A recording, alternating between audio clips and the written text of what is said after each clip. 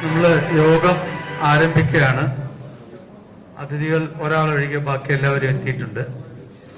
ഉടൻ തന്നെ തുടങ്ങും.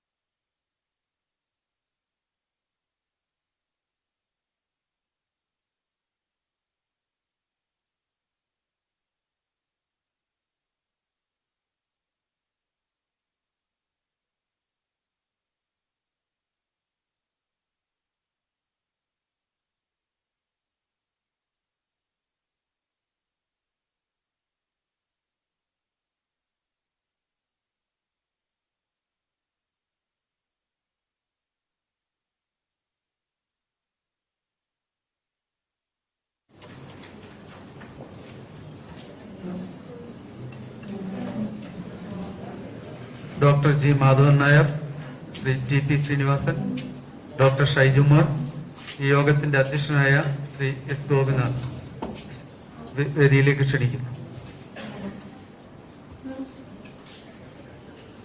യോഗം ഒരു സാധാരണ ചട്ടവട്ടങ്ങളില്ലാതെ വളരെ ഇൻഫോർമൽ ആയിട്ടുള്ള പ്രോഗ്രാമാണ് നമ്മൾ ഇവിടെ പ്ലാൻ ചെയ്തിട്ടുള്ളത്. നേതി നേതി ലെറ്റസ് ടോക്ക് എന്ന സംഘടനയുടെ ആദ്യത്തെ പ്രോഗ്രാം. നേതി നേതി എന്നത് എല്ലാവർക്കും അറിയുന്നത് പോലെ ഇതല്ല ശാശ്വതമായ സത്യം. ആ ശാശ്വതമായ സത്യം കണ്ടെത്താനുള്ള ഒരു അന്വേഷണം. ഈ സംഘടന പൂർണ്ണമായിട്ടും അരാഷ്ട്രീയമാണ്, അപൊളിറ്റിക്കലാണ്. അതേപോലെ തന്നെ ഏതെങ്കിലും തരത്തിലുള്ള പക്ഷഭേദമോ അല്ലെങ്കിൽ ജാതീയമോ വംശീയമോ അല്ലെങ്കിൽ ലിംഗപരമായോ ഉള്ള പ്രത്യേകതകളില്ലാതെ വളരെ സ്വതന്ത്രവും നിഷ്പക്ഷവും ആയ സത്യാന്വേഷണം, അതാണ് ഉദ്ദേശിക്കുന്നത്. നമ്മുടെ ആദ്യത്തെ പ്രോഗ്രാമാണ് ചന്ദ്രയാൻ 3 കുറിച്ചുള്ള ഈ പരിപാടി. ഇതിനകത്ത് പ്രമുഖ വ്യക്തികൾ ഡോക്ടർ MC ദത്തൻ കൂടി എത്താനുണ്ട്. അദ്ദേഹം എത്തുമെന്നാണ് പ്രതീക്ഷിക്കുന്നത്. ഈശ്വര പ്രാർത്ഥനയോടുകൂടി തന്നെയാണ് നമ്മൾ പരിപാടി തുടങ്ങുന്നത്. അതിനുവേണ്ടി ശ്രീ പ്രകാശ് ബാലകൃഷ്ണനെ ക്ഷണിക്കും.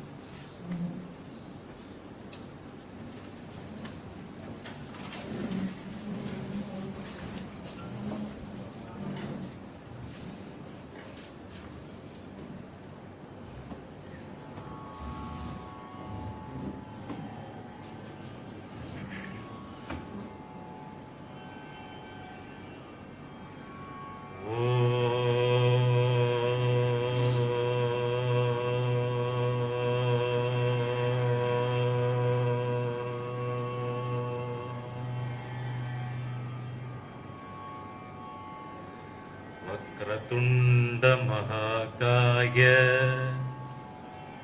സൂര്യകോടി സമപ്രഭ നിർവിഘ്നം കുരു മേ ദേവ ശുഭകാര്യേഷു സർവദാ. യാ കുന്ദേന്ദു തുഷാരഹാരധവള യാ ശുഭ്രവസ്ത്രാവൃത യാ വീണാവരദണ്ഡമണ്ഡിതകരാ യാ ശ്വേതപദ്മാസനാ യാ ബ്രഹ്മാർച്യുതശങ്കരപ്രഭൃതിഭിർദേവൈ സദാ പൂജിതാ. സാ മാം പാതു സരസ്വതീ ഭഗവതി നിശേഷജാഡ്യാപഹ. സാ മാം പാതു സരസ്വതീ ഭഗവതി നിശേഷജാഡ്യാപഹ. ഗുരവേ സർവലോകാനാം ഭിഷജേ ഭവരോഗിണാം നിദയേ സർവവിദ്യാനാം ദക്ഷിണാമൂർത്തയേ നമഃ.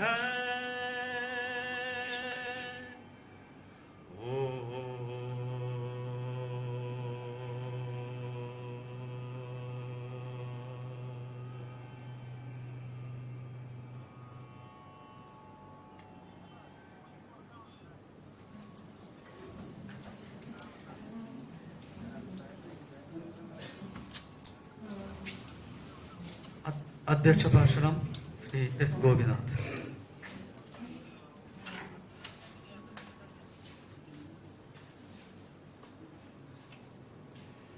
വേദിയിലും സദസ്സിലുമുള്ള ബഹുമാന്യരായ സഹോദരി സഹോദരന്മാരെ, നേതി ലെറ്റസ് ടോക്ക്.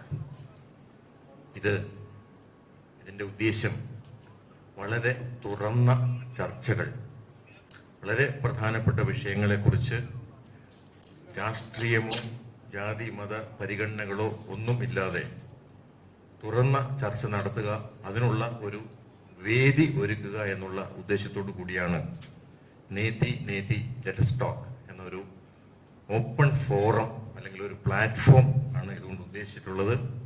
ഇത് രാഷ്ട്രീയമില്ല, വളരെ ഇമ്പാർഷ്യലായിരിക്കും ഇതിലുള്ള ചർച്ച. അതുപോലെ തന്നെ ഒരു ഇന്റലക്ച്വൽ ഡിസ്കഷനാണ് നമ്മൾ ഉദ്ദേശിച്ചിട്ടുള്ളത്. ഇതിൻ്റെ ഉദ്ദേശം ഒരുപാട് തെറ്റായ നറേറ്റീവ്സ് വിവിധ തലത്തിൽ നമ്മളിലേക്ക് എത്തുന്ന ഒരു സാഹചര്യം, മീഡിയയിലൂടെ ആണെങ്കിലും സോഷ്യൽ മീഡിയയിലൂടെ ആണെങ്കിലും ഒക്കെ ഏത് വിഷയത്തെക്കുറിച്ചും നമുക്ക് കിട്ടുന്ന നറേറ്റീവ്സ് അത് വിശ്വസിച്ച് വളരുന്ന ഒരു തലമുറ നമുക്കുണ്ട് എന്നുള്ളത് കൊണ്ട് അവർക്ക് സത്യം എന്താണെന്ന് അറിയാൻ, അല്ലെങ്കിൽ എ ക്വസ്റ്റ് ഫോർ ട്രൂത്ത്, എന്താണ് സത്യം എന്ന് അറിയുന്നതിന് വേണ്ടിയിട്ട് ഓരോ വിഷയത്തിലും ദേശീയ പ്രാധാന്യമുള്ള വിഷയങ്ങളിൽ, നമുക്ക് ജനങ്ങൾക്ക് ബാധിക്കുന്ന വിഷയങ്ങളിൽ തുറന്ന ചർച്ചയാണ് ഞങ്ങൾ ഉദ്ദേശിച്ചിട്ടുള്ളത്. ഇത് ഒരു ഷെയറിംഗ് ഓഫ് നോളജ്, അതുപോലെ തന്നെ ഡിസ്കഷനിലൂടെ നമുക്കൊരു വഴികാട്ടാൻ കഴിയുന്ന ഒരു വേദിയാണ് ഉദ്ദേശിച്ചിട്ടുള്ളത്. ഇതിൻ്റെ ടാർഗറ്റ് ഗ്രൂപ്പ് വിദ്യാർത്ഥികളും യുവജനങ്ങളുമാണ്. അതുപോലെ തന്നെ ക്ഷണിക്കപ്പെട്ട അംഗങ്ങളാണ് ഈ ചർച്ചകളിൽ പങ്കെടുക്കുന്നത്. ഇന്ന് അതിൻ്റെ ആദ്യത്തെ ചർച്ചയാണ്. തുടർന്ന് അങ്ങോട്ട് എല്ലാ മാസവും ചർച്ചകൾ ഉണ്ടാകും. ഇന്ന് ആദ്യത്തെ ഈ ചർച്ചയ്ക്ക് തന്നെ നമ്മൾ തിരഞ്ഞെടുത്തിരിക്കുന്നത് നമ്മുടെയൊക്കെ അഭിമാനം വാനോളം ഉയർത്തിയ മിഷൻ ചന്ദ്രയാനിൻ്റെ ഒരു സമകാലിക പ്രാധാന്യമുള്ള വിഷയത്തെക്കുറിച്ച് ചർച്ച ചെയ്യാനുള്ള വിദഗ്ധരാണ് നമ്മളോടൊപ്പം എത്തിയിട്ടുള്ളത്. ഇന്നത്തെ വിഷയം mission Chandrayaan synergy, scope and സ്ട്രാറ്റജിയാണ്. അതിനെത്തിച്ചേർന്ന നിങ്ങളെല്ലാവരെയും ഞാൻ വളരെ ആത്മാർത്ഥതയോടെ ധന്യമായ ഈ ചടങ്ങിലേക്ക് സ്വാഗതം ചെയ്യുകയാണ്. അതോടൊപ്പം തന്നെ നമ്മളോടൊപ്പം അറിവുകൾ പങ്കുവയ്ക്കാൻ, ആശയങ്ങൾ പങ്കുവയ്ക്കാൻ നമ്മളുടെ സംശയങ്ങൾ ദൂരീകരിക്കാൻ, അതുപോലെ നമുക്ക് നല്ലൊരു ദിശാബോധവും ഉൾക്കാഴ്ചയും ഈ സ്പേസ് ടെക്നോളജിയെ കുറിച്ച്, ചന്ദ്രയാനിനെ കുറിച്ചൊക്കെ നൽകുന്നതിന് ഏറ്റവും പ്രഗത്ഭരായ ആളുകളാണ് നമ്മളോടൊപ്പം ഇന്ന് എത്തിയിട്ടുള്ളത്. ഞാൻ അവരെ വിശദമായ പരിചയപ്പെടുത്തൽ പിന്നാലെ ഉണ്ടാകും. എന്നിരുന്നാലും ഔപചാരികതയുടെ പേരിൽ ഞാൻ വളരെ ലഘുവായി ആദ്യമേ തന്നെ ഞാൻ പറയട്ടെ. പ്രിയങ്കരനായ ശ്രീ മാധവൻ നായർ സാർ, അദ്ദേഹം പരിചയപ്പെടുത്തലുകൾ ആവശ്യമില്ലാത്ത വ്യക്തിയാണെന്ന് എനിക്കറിയാം. പത്മവിഭൂഷൺ ബഹുമതി നൽകി രാഷ്ട്രം ആദരിച്ച ശാസ്ത്രജ്ഞനാണ്. റോക്കറ്റ് ടെക്നോളജിയിൽ നമ്മളുടെ ഗുരുനാഥനാണ്, അല്ലെങ്കിൽ നമുക്ക് മാർഗനിർദ്ദേശം നൽകിയിട്ടുള്ള ആളാണ്. ഒരുപാട് നേട്ടങ്ങളുണ്ട് അദ്ദേഹത്തിന്റെ റെസ്യൂമിൽ. സ്പേസ് കമ്മീഷൻ അംഗമായിരുന്നു, ഇസ്രോ ചെയർമാനായിരുന്നു, അതുപോലെ തന്നെ സെക്രട്ടറി ഫോർ സ്പേസ് ഡിപ്പാർട്ട്മെന്റിന്റെ ഗവൺമെന്റ് ഓഫ് ഇന്ത്യയുടെ സെക്രട്ടറി ആയിട്ടും അദ്ദേഹം പ്രവർത്തിച്ചിട്ടുണ്ട്. അദ്ദേഹം ഈ ചടങ്ങിൽ നമ്മളോടൊപ്പം നമ്മളിൽ ഒരാളായി പങ്കെടുക്കുന്നു. അദ്ദേഹത്തിന്റെ ആശയങ്ങളും അറിവും നമ്മളോട് പങ്കുവയ്ക്കുന്നു. അതോടൊപ്പം തന്നെ ശ്രീ TP ശ്രീനിവാസൻ, അദ്ദേഹത്തിനെ ഞാൻ പരിചയപ്പെടുത്തുന്നത് ഈ ഒരു മുഴുവൻ കാര്യങ്ങളും പറഞ്ഞ് പരിചയപ്പെടുത്തുന്നൊന്നുമില്ല. അദ്ദേഹം ഒരു ഡിപ്ലോമാറ്റാണ്, ഒരു എഴുത്തുകാരനാണ്, വിദ്യാഭ്യാസ പ്രവർത്തകനാണ്. നമ്മുടെ ഹയർ എഡ്യൂക്കേഷൻ കൗൺസിലിന്റെ എക്സിക്യൂട്ടീവ് വൈസ് ചെയർമാനായിരുന്നു. നിരവധി വിദേശ രാഷ്ട്രങ്ങളിൽ അന്താരാഷ്ട്ര പ്രാധാന്യമുള്ള നിയോഗങ്ങൾ ഫലപ്രദമായി നിർവഹിച്ചിട്ടുള്ള ആളാണ്. യുണൈറ്റഡ് നേഷൻസ് ഓർഗനൈസേഷനിൽ നമ്മുടെ സ്ഥിരം പ്രതിനിധിയായിരുന്നു. തിരുവനന്തപുരത്ത് എലീറ്റ് ആയിട്ടുള്ള ഒരു ഓഡിയൻസിന് അദ്ദേഹത്തിനെ ഞാൻ കൂടുതൽ പരിചയപ്പെടുത്തേണ്ട കാര്യമില്ല. അദ്ദേഹം നമ്മളോട് ഇന്ന് സംവദിക്കും. മറ്റൊരു വ്യക്തി ഇപ്പോൾ നമ്മളിവിടെ എത്തിയിട്ടുള്ളത് ഡോക്ടർ ഷൈജുമോൻ. അദ്ദേഹം ഒരു ഇക്കണോമിസ്റ്റ് ആണ്. IISTയുടെ അസോസിയേറ്റ് പ്രൊഫസറാണ്. ഇക്കണോമിക്സ് ആണ് അദ്ദേഹത്തിന്റെ വിഷയം. ഇന്ന് ഈ വേദിയിൽ അദ്ദേഹം നമ്മളോടൊപ്പം പങ്കുചേരുന്നത്, അല്ലെങ്കിൽ നമ്മളോട് പങ്കുവയ്ക്കുന്നത് ഇതിന്റെ പിന്നിലുള്ള സാമ്പത്തിക ശാസ്ത്രത്തെക്കുറിച്ചാണ്. ബഹിരാകാശ സാമ്പത്തിക മേഖലയെപ്പറ്റി പഠനം നടത്തിയിട്ടുള്ള, പഠനം തുടരുന്ന ഒരു അനുഗ്രഹീത ശാസ്ത്രജ്ഞനാണ് അദ്ദേഹം. 35-ലേറെ അന്താരാഷ്ട്ര പ്രസിദ്ധീകരണങ്ങൾ അദ്ദേഹത്തിനുണ്ട്. അദ്ദേഹം നമ്മളോടൊന്ന് സംസാരിക്കുന്നത് തീർച്ചയായിട്ടും ഇതിന്റെ സാമ്പത്തിക വശങ്ങളെ കുറിച്ചായിരിക്കും. അതുപോലെ തന്നെ ഡോക്ടർ MC ദത്തൻ സാർ, അദ്ദേഹം ഇവിടെ എത്തും. പ്രധാനപ്പെട്ട ഒരു മീറ്റിംഗിലായതുകൊണ്ട് അദ്ദേഹത്തിന് ഞാൻ ഇവിടെ സമയത്ത് എത്തിച്ചേരാൻ കഴിഞ്ഞില്ല. അദ്ദേഹം എത്തിച്ചേരുമെന്ന് തന്നെയാണ് ഞങ്ങളുടെ പ്രതീക്ഷ. അദ്ദേഹം സതീഷ് ധവാൻ സ്പേസ് സെന്ററിന്റെ ഡയറക്ടറായിരുന്നു, VSSCയുടെ ചെയർമാൻ, PSLVയുടെ ഡയറക്ടർ. അതുപോലെ ഇപ്പോൾ അദ്ദേഹം സംസ്ഥാന മുഖ്യമന്ത്രിയുടെ സയന്റിഫിക് അഡ്വൈസറാണ്. ചന്ദ്രയാൻ 1 പ്രോജക്റ്റ്, ഈ ചന്ദ്രയാൻ തുടങ്ങുമ്പോൾ അദ്ദേഹം അതിന്റെ പ്രോജക്ട് മിഷൻ കൺട്രോൾ ബോർഡിന്റെ ചെയർമാനായിരുന്നു. അദ്ദേഹത്തിന്റെ അനുഭവങ്ങൾ പങ്കുവയ്ക്കാനും നമുക്ക് അറിവ് പകർന്നു നൽകുന്നതിനായി ഇവിടെ എത്തും. ഇവരെല്ലാവരെയും ഞാൻ നിങ്ങൾക്ക് ഓരോരുത്തർക്കും വേണ്ടി ഹൃദയത്തിന്റെ ഭാഷയിൽ നമ്മുടെ ഈ പൊതു സമൂഹത്തിന് വേണ്ടി, വളർന്നു വരുന്ന വിദ്യാർത്ഥികൾക്ക് വേണ്ടി എല്ലാവരുടെയും പേരിൽ ഞാൻ ഔപചാരികതയുടെ പേരിൽ നമ്മളുടെ ഈ കൂട്ടായ്മയിലേക്ക് സ്വാഗതം ചെയ്തുകൊണ്ട് നിർത്തുന്നു. നിങ്ങൾക്ക് എല്ലാവർക്കും ഒരിക്കൽ കൂടി സ്വാഗതം. നന്ദി, നമസ്കാരം.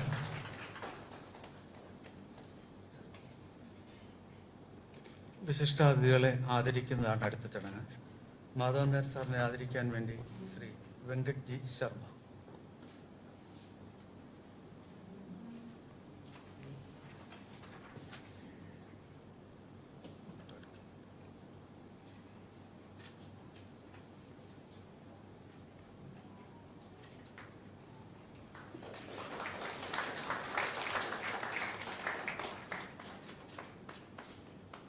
ശ്രീ TP ശ്രീനിവാസൻ സാറിനെ ആദരിക്കാൻ വേണ്ടി ശ്രീ ആദി Keshavan, SBIയുടെ chief general മാനേജരായിരുന്നു.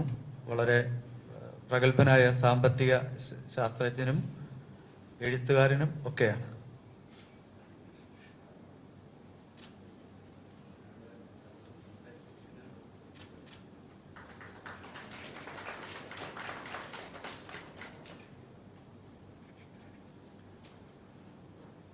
Advocate Suresh Kumar doctor ഷൈജുമോനെ ആദരിക്കാൻ വേണ്ടി.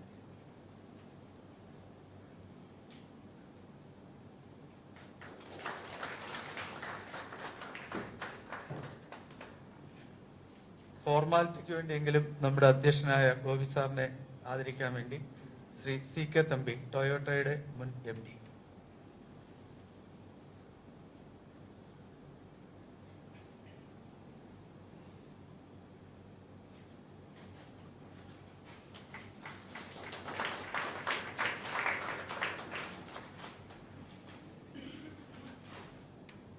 നമ്മൾ ചടങ്ങിലേക്ക് കടക്കുകയാണ്. ആദ്യം ശ്രീ മാധവൻ നായർ സാറാണ് സംസാരിക്കുക. അദ്ദേഹത്തിന്റെ വിഷയം നിർന്ന ഈ മിഷന്റെ ചന്ദ്രയാൻ മിഷന്റെ ആദിത്യ വന്നിട്ടുണ്ട്. അതുപോലെ നമ്മുടെ ISROയുടെ മൊത്തം മിഷന്റെ ഫ്യൂച്ചർ, സിനർജി ആൻഡ് സ്ട്രാറ്റജി, അതിനെക്കുറിച്ചാണ് അദ്ദേഹം നമ്മളോട് സംസാരിക്കുക.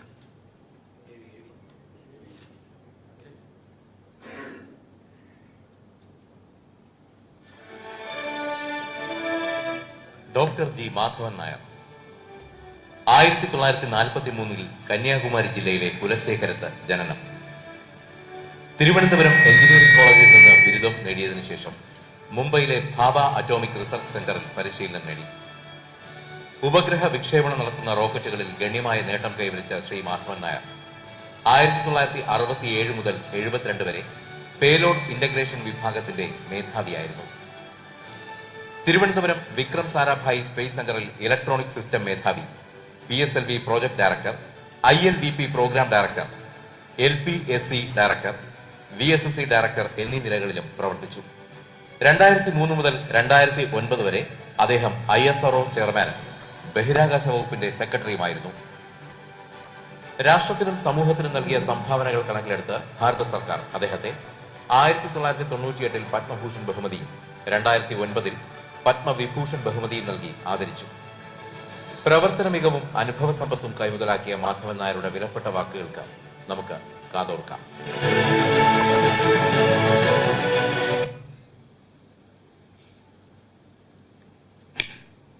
ശ്രീ ഗോപിനാഥ് IPS അധ്യക്ഷൻ, എൻ്റെ പ്രിയ സുഹൃത്ത് ambassador TP Srinivasan, doctor Shaiju Mon, Shri Dathan വരാനിരിക്കുന്നേ ഉള്ളൂ, ലെറ്റ്സ് ടോക്ക് ഫോർത്തിൻ്റെ ഭാരവാഹികളെ, സുഹൃത്തുക്കളെ, ഇന്ന് ഈ ഫോർത്തിൻ്റെ ആദ്യത്തെ സമ്മേളനത്തിൽ പങ്കെടുക്കാനും നിങ്ങളോട് സംസാരിക്കാനും അവസരം കിട്ടിയത് വളരെയേറെ സന്തോഷകരമായ ഒരു കാര്യമാണ്. പ്രത്യേകിച്ചും ഇന്ന് തിരഞ്ഞെടുത്തിട്ടുള്ള ടോപ്പിക് ചന്ദ്രയാൻ 3 എൻ്റെ ഹൃദയത്തിൽ വളരെ അടുത്ത ഉള്ള പ്രോജക്റ്റായിരുന്നു. അതിൻ്റെ ഒരു പരിസമാപ്തി കഴിഞ്ഞിരിക്കുകയാണ്. ഇതിൻ്റെ തുടക്കം 2005 അന്ന് വാജ്പേയിയായിരുന്നു നമ്മുടെ പ്രധാനമന്ത്രി. അദ്ദേഹത്തിന് മുമ്പിൽ ഞങ്ങൾ ഇങ്ങനെ ചന്ദ്ര പര്യവേഷണം നടത്തണം എന്നുള്ള ഒരു ആശയം മുമ്പിലേക്ക് വെക്കുകയും അതിനു വേണ്ടിയുള്ള ഒരു പ്രോജക്റ്റ് റിപ്പോർട്ട് കൊടുക്കുകയുണ്ടായി. അപ്പോൾ അന്ന് അദ്ദേഹം കഷ്ടിച്ചൊരു അരമണിക്കൂർ പോലും എടുത്തില്ല ഈ പദ്ധതിയെ പറ്റിയിട്ടുള്ള വിശദാംശങ്ങൾ മനസ്സിലാക്കാനും അതിനുള്ള അപ്രൂവൽ തരാനും. അന്ന് അഫ്കോഴ്സ് അതിൻ്റെ പേര് കുറച്ച് വ്യത്യാസമായിരുന്നു. സോമയാൻ എന്നായിരുന്നു അതിൻ്റെ പേര്. അത് മാറ്റിയിട്ട് ചന്ദ്രയാൻ എന്നാക്കിയത് വാജ്പേയി ആയിരുന്നു. അദ്ദേഹമാണ് ഈ മിഷന്റെ പേര് തന്നെ കൊടുത്തത്. അതോടൊപ്പം അദ്ദേഹം കവിയാണെന്ന് നമുക്കെല്ലാവർക്കും അറിയാവുന്നതാണ്. പലപ്പോഴും കവിത എഴുതാറുണ്ട്. ഡോക്ടർ കലാമുമായിട്ട് ഒത്തുചേർന്ന് കവിത ചൊല്ലി വൈകുന്നേരങ്ങളൊക്കെ ചെലവഴിക്കുന്ന അനുഭവങ്ങളൊക്കെ ഡോക്ടർ കലാം എന്നോട് പറഞ്ഞിട്ടുണ്ടായിരുന്നു. അപ്പോൾ അദ്ദേഹം പറഞ്ഞു, ഇവിടെ നിന്ന് ഭൂമിയിൽ നിന്ന് നോക്കുമ്പോൾ ചന്ദ്രൻ വളരെ മനോഹരമായിട്ടുള്ള ഒരു വസ്തുവാണ്. നമ്മൾ അതിനടുത്ത് പോയിട്ട് നോക്കിക്കഴിഞ്ഞാൽ എന്താവും സ്ഥിതി എന്ന് പറയാൻ പറ്റില്ല. എന്നിട്ട് അത് കൂട്ടിച്ചേർക്കുകയും ചെയ്തു. നിങ്ങളിപ്പോൾ നിങ്ങളുടെ പ്രിയതമയെ ചന്ദ്രമുഖി എന്നൊക്കെ വിളിക്കും. ഈ ചന്ദ്രൻ്റെ അടുത്ത് പോയി കണ്ടു കഴിഞ്ഞാൽ അത് ചെയ്യുമോ എന്നൊരു സംശയം അന്ന് പറഞ്ഞിരുന്നു. ഇന്നിപ്പോ അത് വാസ്തവമായി വന്നിട്ടുണ്ട്. നിങ്ങൾക്കറിയാം, പല രാഷ്ട്രീയക്കാരും മറ്റുമൊക്കെ പറയാൻ തുടങ്ങി ഇനി അതിൻ്റെ പേര് തന്നെ മാറ്റണമെന്നുള്ളത്. അപ്പോൾ ഏതായാലും അന്ന് തുടങ്ങിയ ആ ഒരു യാത്ര ഇന്നിപ്പോ ചന്ദ്രൻ തൊട്ട് ഇറങ്ങാനും അവിടെ ചെന്ന് കാര്യങ്ങൾ മനസ്സിലാക്കാൻ കഴിഞ്ഞു എന്നുള്ളത് നമ്മുടെ വലിയൊരു നേട്ടം തന്നെയാണെന്ന് പറയാം. ISROയെ സംബന്ധിച്ചിടത്തോളം ചന്ദ്രനെ പറ്റി പഠിക്കുക, അല്ലെങ്കിൽ ചൊവ്വയെ പറ്റി പഠിക്കുക, മറ്റു ഗ്രഹങ്ങൾ സൗരയൂഥം പഠിക്കുക എന്നുള്ളതൊക്കെ ഒരു ചെറിയൊരു സയന്റിഫിക് മിഷൻസ് മാത്രമേ ഉള്ളൂ. അതിൻ്റെ പ്രധാന ദൗത്യം നമ്മുടെ ഇവിടെ രാജ്യത്തിൽ ബഹിരാകാശം സ്വന്തമായിട്ട് വികസിപ്പിച്ചെടുക്കുക. അതിന് മറ്റു രാജ്യങ്ങളുടെ ഒന്നും സഹായം കിട്ടില്ല. ഇത് മിലിറ്ററി ആവശ്യങ്ങൾക്ക് ഉപയോഗിക്കുന്ന ടെക്നോളജിയാണ്, മിസൈലായാലും സാറ്റലൈറ്റുകളും ഒക്കെ. അപ്പോൾ അങ്ങനെ ആ കിട്ടാത്ത അവസരത്തിൽ നമുക്ക് ഇന്ത്യയിൽ തന്നെ ഈ സാങ്കേതികവിദ്യ ഉണ്ടാക്കുകയും അങ്ങനെ കിട്ടുന്ന ഫലങ്ങൾ സാധാരണക്കാർക്ക് പ്രയോജനപ്പെടുത്തുന്ന രീതിയിൽ രൂപവത്കരിക്കുകയും വേണമെന്ന് ഞങ്ങളുടെ ഫൗണ്ടിങ് ഫാദറായിരുന്ന ഡോക്ടർ വിക്രം സാരാഭായി അദ്ദേഹം സ്വപ്നം കണ്ടിരുന്നു. ആ സ്വപ്നമാണ് ഞങ്ങൾ കൊണ്ടു നടന്നത് യാഥാർത്ഥ്യമാക്കിയത്. ഏകദേശം ഒരു 2000 ആണ്ടായ 1960 തുടങ്ങിയ ഈ പരിപാടികൾ ഏകദേശം 2000 ആണ്ടായപ്പോഴേക്കും ഏകദേശം ഒരു പെർഫെക്ഷനിൽ എത്തിയെന്ന് തന്നെ പറയാം. നമുക്ക് വലിയ റോക്കറ്റുകൾ PSLV, GSLV തുടങ്ങിയ വലിയ റോക്കറ്റുകൾ ഉണ്ടാക്കാൻ കഴിഞ്ഞു. അതുപോലെ തന്നെ വലിയ ഉപഗ്രഹങ്ങൾ, ഭൂമിയെ നിരീക്ഷിക്കാനും കമ്മ്യൂണിക്കേഷന് വേണ്ടിയുള്ള ഉപഗ്രഹങ്ങൾ നിർമ്മിക്കാൻ കഴിഞ്ഞു. അതുപയോഗിച്ചിട്ട് വളരെ പ്രയോജനപ്രദമായിട്ടുള്ള പല പരിപാടികളും നമുക്ക് ചെയ്യാൻ കഴിഞ്ഞു. അതിൻ്റെയൊക്കെ ഫലം നമ്മുടെ ജീവിതത്തിൽ നമ്മൾ അറിയാതെ തന്നെ കടന്നുപോയിക്കൊണ്ടിരിക്കുകയാണ്.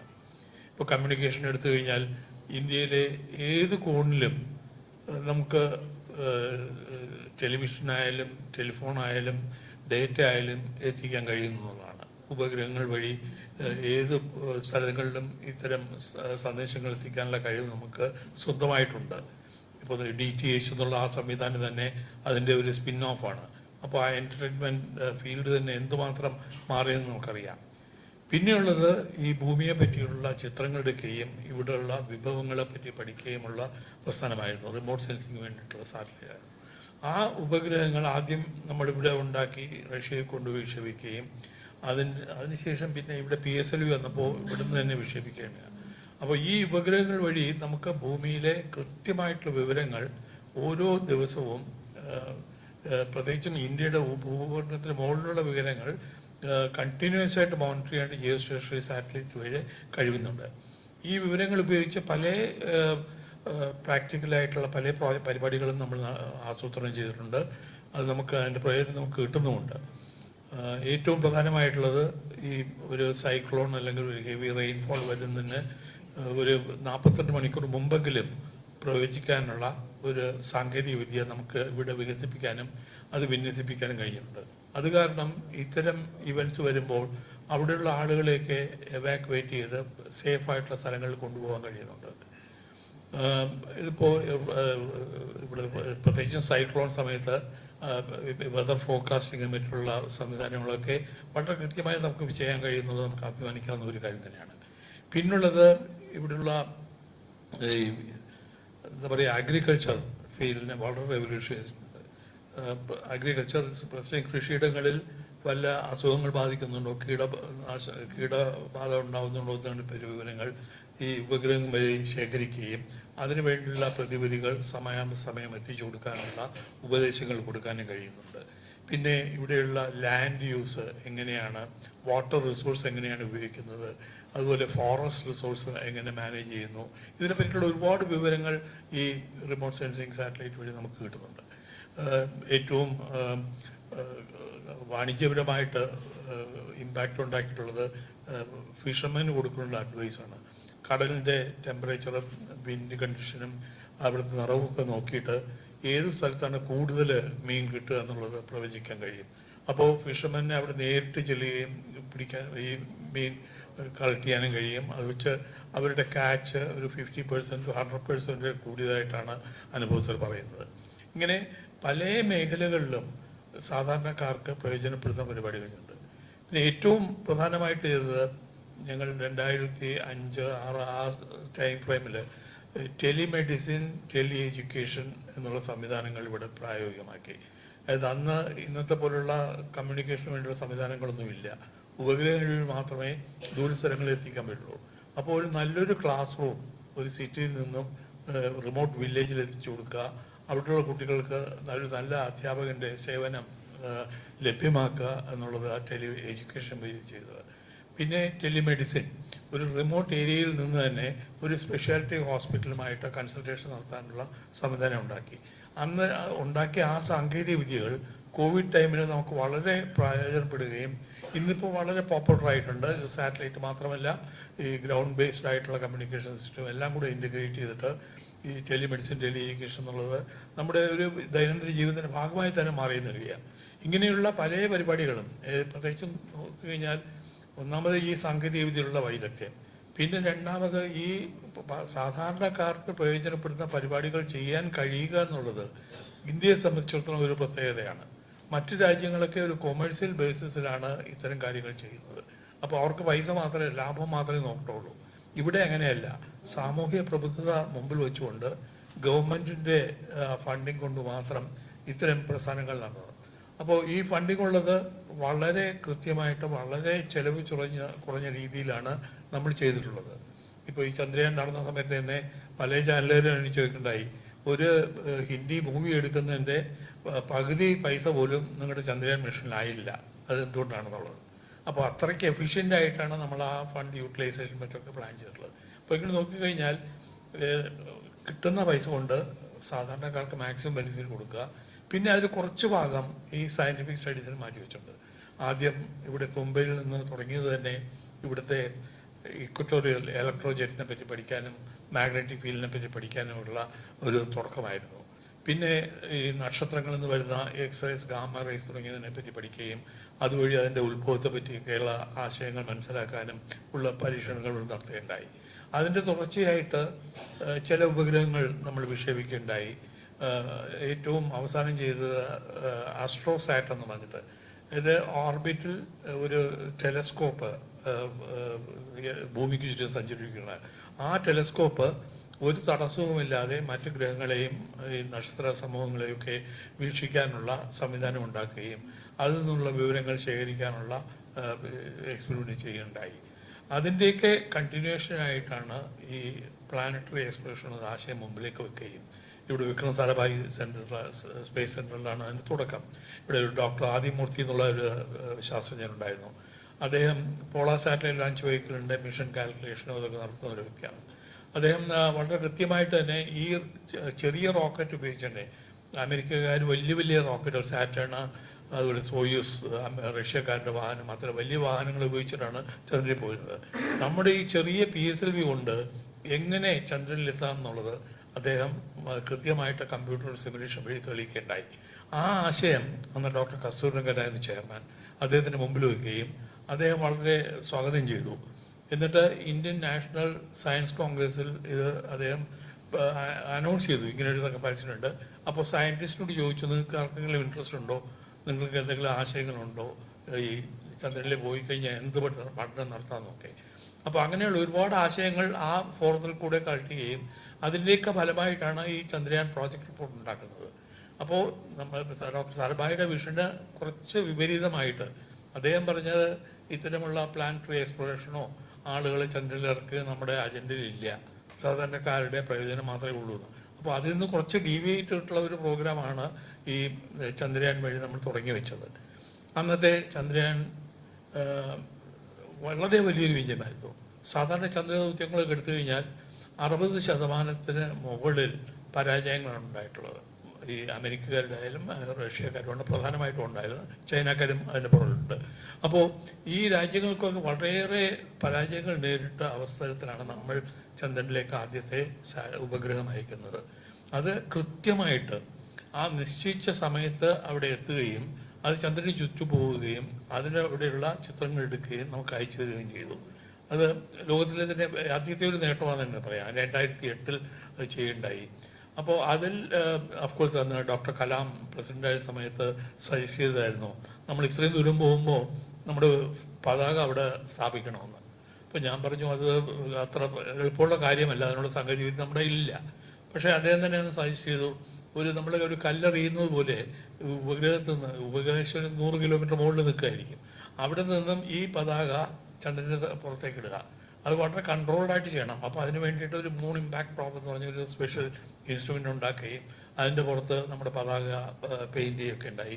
അത് കൃത്യമായിട്ട് തന്നെ ഈ ചന്ദ്രൻ്റെ ഉപരിതലത്തിൽ പതിപ്പിക്കുകയും അത് ഇപ്പോഴും ഉണ്ടാവും. അത് എക്കാലത്തും അവിടെ തന്നെ ഉണ്ടാവും. അവിടെ വെതറിങ്ങുള്ള ആക്ഷനൊന്നും ഇല്ല, അറ്റ്മോസ്ഫിയർ ഒന്നുമില്ല, അങ്ങനെയുള്ള കാരണങ്ങൾ അവിടെ തന്നെയാണ്. അപ്പോൾ അന്ന് തുടങ്ങിയതാണ്. അപ്പോൾ അന്നത്തെ പിക്ചേഴ്സ് ഉപയോഗിച്ച് നമ്മൾ അവിടുത്തെ ധാതുലവണങ്ങളെ പറ്റിയും അതിൻ്റെ ഭൂപ്രകൃതിയെ പറ്റിയും, ഭൂപ്രകൃതി എന്ന് പറയാൻ പറ്റില്ല, അതിൻ്റെ സർഫസ് ഫീച്ചേഴ്സിനെ പറ്റിയും ഒക്കെ വളരെ ഡീറ്റെയിൽഡ് ആയിട്ടുള്ള വിവരങ്ങൾ കണ്ടുപിടിച്ചു. വളരെ വലിയ ക്രേറ്റേഴ്സ് ഉണ്ട്, അതുപോലെ തന്നെ പെട്ടെന്ന് വളരെ ഉയരത്തിൽ പോകുന്ന മൗണ്ടൻസ് ഉണ്ട്. ഇങ്ങനെയുള്ള പല ഫീച്ചേഴ്സ് നമുക്ക് കളക്ട് ചെയ്യാൻ കഴിഞ്ഞു. അതും വളരെ ലോകത്തിലെ തന്നെ ഏറ്റവും കൃത്യമായിട്ടുള്ള 10 മീറ്റർ റെസൊല്യൂഷനുള്ള ഒരു മാപ്പാണ് നമ്മളത് അന്ന് സൃഷ്ടിച്ചത്.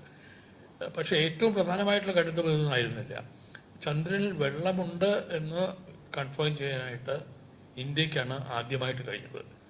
അമേരിക്കയുടെ അപ്പോളോ മിഷൻ മറ്റൊക്കെ ഉണ്ടായിരുന്നു, അവരൊരു സാമ്പിൾ കൊണ്ടുവന്നു. എന്നിട്ട് ഞാൻ പറഞ്ഞു കേട്ടിടത്തോളം ആ സാമ്പിളിലും ജലാംശം ഉണ്ടായിരുന്നു. പക്ഷേ അന്നത്തെ ആ ശാസ്ത്രജ്ഞന്മാർ അവർക്ക് വലിയ വില കൊടുത്തില്ല. അവർ പറഞ്ഞു ഇത് ആസ്ട്രോനോട്ടിന്റെ കയ്യിലുള്ള വേർപ്പുമായിട്ട് പറ്റിയതായിരിക്കും എന്ന് പറഞ്ഞിട്ട് അത് ആ ഫൈൻഡിങ് മാറ്റിവെക്കുക ചെയ്തത്. പക്ഷെ നമ്മുടെ ഇൻസ്ട്രുമെന്റ്, നാസയുടെ ഒരു ഇൻസ്ട്രുമെന്റ് ഉണ്ടായിരുന്നു, ഇത് രണ്ടും കൂടെ കോംപ്ലിമെന്ററി ആയിട്ട് വന്നപ്പോൾ വളരെ കൃത്യമായിട്ട് ഈ ധ്രുവങ്ങളിൽ വളരെയേറെ വെള്ളമുണ്ട്. 1000കണക്കിന് ടൺ വെള്ളമാണ് ഐസായിട്ട് ഈ ധ്രുവ പ്രദേശങ്ങളിലുള്ളതെന്നൊക്കെ കണ്ടുപിടിക്കാൻ കഴിഞ്ഞു. പിന്നെ ചന്ദ്രന്റെ മറ്റു ഭാഗങ്ങളിലൊക്കെ വെള്ളത്തിന്റെ അംശം വളരെ കുറവേ ഉള്ളൂ, വളരെ മോളിക്കുലർ ലെവലിൽ മാത്രം പ്രശ്നങ്ങൾ മാത്രമേ ഉള്ളൂ എന്ന് പറയാം. അപ്പോൾ അങ്ങനെയുള്ള ആ ഒരു ഫൈൻഡിങ്ങാണ് ആദ്യം ഏറ്റവും പ്രധാനമായിട്ടുള്ളത്. പിന്നെ മറ്റു ധാതുലവണങ്ങളെ പറ്റി ഒരു വിവരം കിട്ടി. ഇതൊക്കെ ഈ എന്താ പറയുക ക്യാമറ ഉപയോഗിച്ചെടുത്തുള്ള ചിത്രങ്ങളിൽ നിന്ന് കിട്ടിയ വിവരമാണ്. അതിനെ നമുക്ക് അതിൻ്റെ വാസ്തവസ്ഥിതി അറിയണമെന്നുണ്ടെങ്കിൽ എങ്ങനെയാണ് എന്നുള്ളതിനെ പറ്റിയാണ് ഈ ചന്ദ്രയാൻ 2 എന്നുള്ള മിഷൻ തുടങ്ങുന്നത്. അവിടെ ഒരു നേരത്തെ പതാക ഒരു കല്ലെറിയുന്ന പോലെ വളരെ ഹൈ സ്പീഡിലാണ് പോയി. നേരെ മറിച്ച് ഒരു ഇൻസ്ട്രുമെന്റ് അത് ഇവിടെ ഇട്ട് കഴിഞ്ഞാൽ ഡാമേജ് ആയി പോകും. അപ്പോൾ അതിനെ സോഫ്റ്റ് ലാൻഡിംഗ് എന്നുള്ള ഒരു സാങ്കേതിക വിദ്യ നമുക്ക് ഡെവലപ്പ് ചെയ്യാനുണ്ട്. ഈ ചന്ദ്രനിൽ നിന്ന് പേടകം വേർപെട്ട് വളരെ കൃത്യമായിട്ട് അതിൻ്റെ പുറത്തേക്ക് ഇറങ്ങി അവിടെ ചെന്ന് ഇത് സ്ഥാപിക്കുകയും ഒരു റോവർ അതിന് പുറത്തിറങ്ങി അതിന് ചുറ്റുമുള്ള സാമ്പിൾ കളക്ട് ചെയ്ത് നമുക്ക് തിരികെ ഡേറ്റ കൺഫേം ചെയ്യാനാണ് ഉദ്ദേശം. അത് 2019 നമ്മൾ ആദ്യമായിട്ട് അറ്റംപ്റ്റ് ചെയ്തു.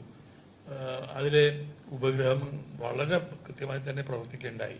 പക്ഷേ ചില സാങ്കേതിക കാരണങ്ങൾ കാരണം ചന്ദ്രൻ്റെ 2 കിലോമീറ്റർ മുകളിൽ വെച്ച് ഇതിൻ്റെ കൺട്രോൾ നഷ്ടപ്പെടുകയും അതിൽ ഏകദേശം 100 കിലോമീറ്റർ വേഗതയിൽ ചന്ദ്രനിൽ പോയി പതിക്കുകയുണ്ടായി. അപ്പോൾ അത് കംപ്ലീറ്റ്ലി അവിടെ തന്നെ ഡിസ്ട്രോയിഡ് ആയത് തന്നെയാണ് ഞങ്ങളുടെ വിശ്വാസം. അതിനുശേഷം സിഗ്നൽ കിട്ടിയിട്ടില്ല.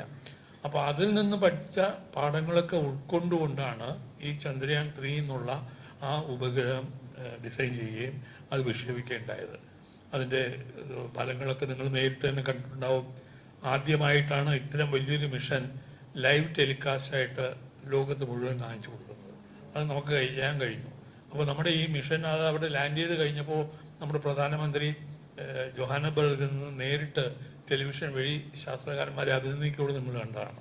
അപ്പോൾ അങ്ങനെ ആ സാങ്കേതികവിദ്യയുടെ ആ ഒരു മുന്നേറ്റം തന്നെ നമ്മളെ വളരെ സഹായിച്ചിട്ടുണ്ട്. തീർച്ചയായിട്ടും ആ സാങ്കേതിക വിദ്യകളൊക്കെ ഉപയോഗിച്ചിട്ടാണ് നമ്മൾ അവിടെ ചെന്നത്. ഈ ഇറങ്ങുന്ന പ്രക്രിയ എന്ന് പറഞ്ഞാൽ ഏകദേശം ഒരു എയർക്രാഫ്റ്റിനേക്കാളും ഒരു 10 മടങ്ങ് വേഗതയിലാണ് ഈ ഉപഗ്രഹം സഞ്ചരിച്ചുകൊണ്ടിരിക്കുന്നത്. അതിൽ നിന്നും അതിൻ്റെ വേഗത കുറച്ച് നമ്മളൊരു കുട്ടിയെ ഒരു തൊട്ടിലേക്ക് വയ്ക്കുന്ന ആ ഒരു സ്ഥിതിയിലേക്ക് ഈ പേടകത്തിനെ കൊണ്ടുവരിക എന്നുള്ളതാണ്. അത് വളരെ സങ്കീർണമായിട്ടുള്ള ഒരു പ്രക്രിയയാണ്.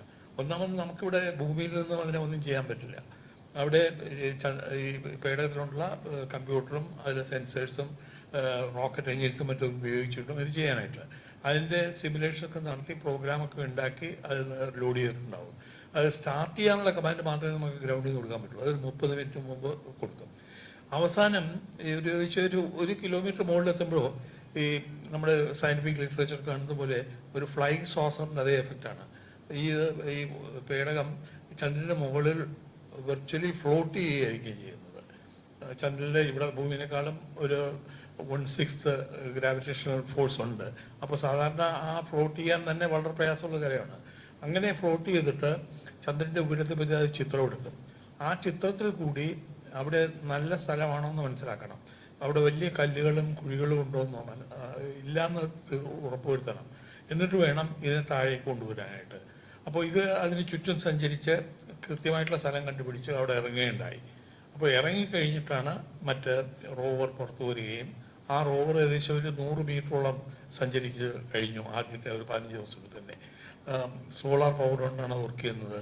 അപ്പോൾ 14 ദിവസം കഴിഞ്ഞാൽ അവിടെ സൺസെറ്റ് ആവും. അത് കഴിഞ്ഞ് ഇപ്പോൾ സൺറൈസ് ആയി കഴിഞ്ഞു. പക്ഷേ ഈ സൺസെറ്റ് ഡാർക്ക് പീരിയഡിൽ ആ സ്ലീപ്പിംഗ് മോഡിൽ പോയപ്പോൾ ടെമ്പറേച്ചേഴ്സൊക്കെ വളരെ കുറവായിട്ട് മാറിയിട്ടുണ്ട്.